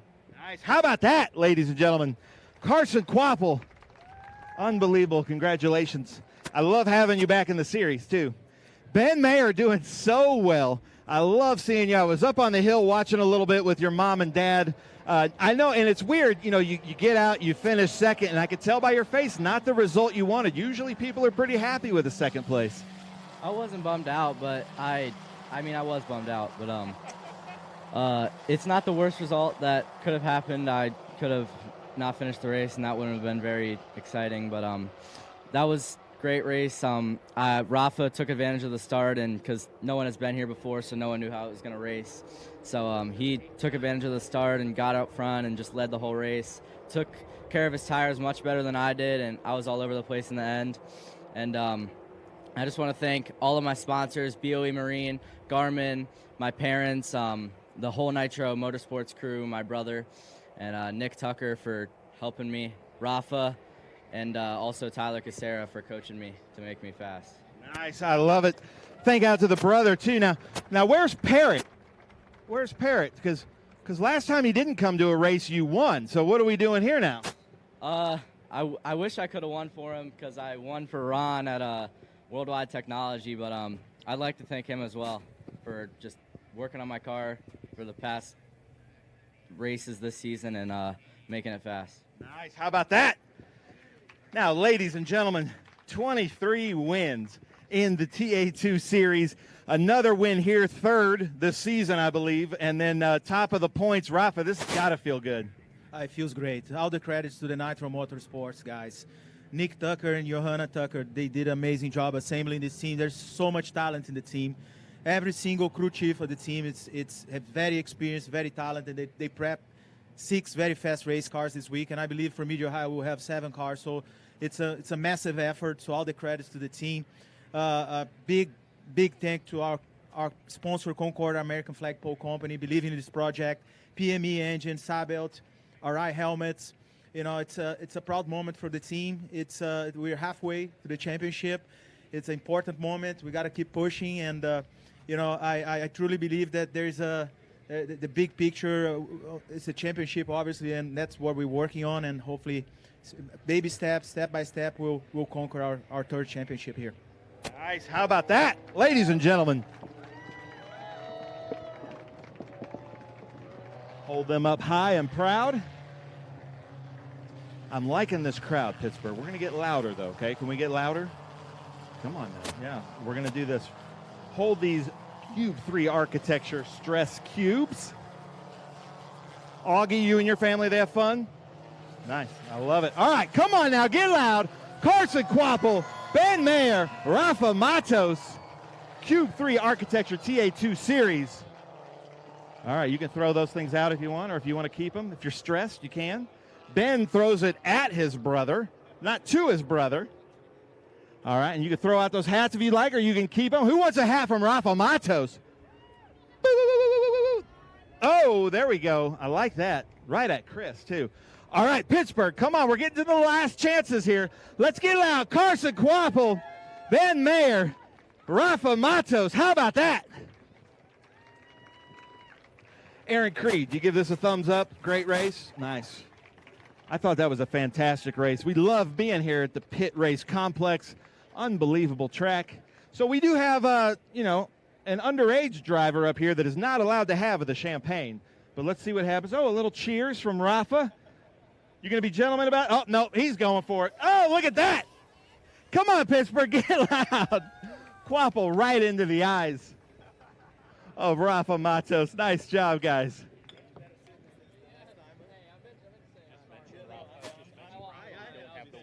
Okay. I don't know what's happening up here, but there's some apologies for something that happened a few races back, so that's kind of cool. So, Chris, we don't have the watch, but I need to mention Rafa Matos is our Omologato fastest lap leader. He gets a free Omologato watch, so how about that? We don't have the watch, sorry, Rafa. You guys are actually excused. Nice job. Legacy, that duct tape held up pretty well. Nice job on that. Add a costume designer to your resume. Here you go, Carson. Hand that out. All right, so, yeah, you're good. You're excused. Thank you. Our cool box, cool move of the race. This is a cool story. The first race lap lead grid is the first time this gentleman has been on the track. Adam Andretti was testing his car here for him all weekend. While he was all the way over at Sonoma Raceway, Sonoma, California, racing in the NASCAR Xfinity Series. Then he made it all the way here, had to start from the back, moved his way to, I believe, 5th place. So our cool box, cool move of the race goes to the number 90, Thomas Annunziata. I don't know, did you teleport here? How in the world did you get here? Stand up on the top step, Thomas. First of all, give me your review of Pitt Race, the little bit that you got to see it, and then tell us about how you came from the back to work your way up. Well, first of all, I want to thank my sponsors, Decorator Unlimited, Bayshore Mortgage Funding, and Chip Boys, and Nitro Motorsports. They gave me a great car. Yeah, the track was cool. It's not the raciest track. It's definitely difficult on tires. I was out of tires at the end of it, but it's fun. You can really take advantage of people when they mess up the first part of the chicane, because once they do that, they have no line through the rest of it. So definitely cool experience. Yeah, 6-hour flight overnight. I'm definitely tired. If I'm stuttering over my words, I'm on a lot of coffee and energy drinks right now. I'm struggling to stay awake. But fun race yesterday, 150-mile NASCAR race. Another 100-mile race today. I think we more damage limitation in the championship. It's our 3rd weekend in a row, starting last, but we'll get it together soon. We're not too far behind. We got 6 races left. So I want to thank my guys at Nitro Motorsports for helping me out and giving me a great car. And thank you to the fans here at Trans Am, too. Nice. I love it. How about that? Thomas Annunziata. Nice job. Well, Thomas, congratulations. One thing I want to say is I watched the race last night, and talking about the Cube 3 Architecture TA2 Series as a great driver development series, I believe in watching we had 3 in the top 5 last night at Xfinity, moving their way up. So that was really cool to see. Big congratulations out there to Doug Peterson, 3-Dimensional Group, and Austin Green, who had a great race there last night. Jonathan, I'm going to send it back to you in the booth. Thanks, Ben. Great stuff, and congratulations to all our winners. But a great weekend finished off there by Thomas Annunziata. And that concludes our coverage of TA2. But don't go anywhere, because we're coming back at 1:30 Eastern Time. That's our local time here in Pennsylvania, where the most powerful 850 brake horsepower Trans Am cars of TA will be in action, presented by Pirelli. But until then, stay with us. My thanks to all our MAV viewers. This is your Trans Am station.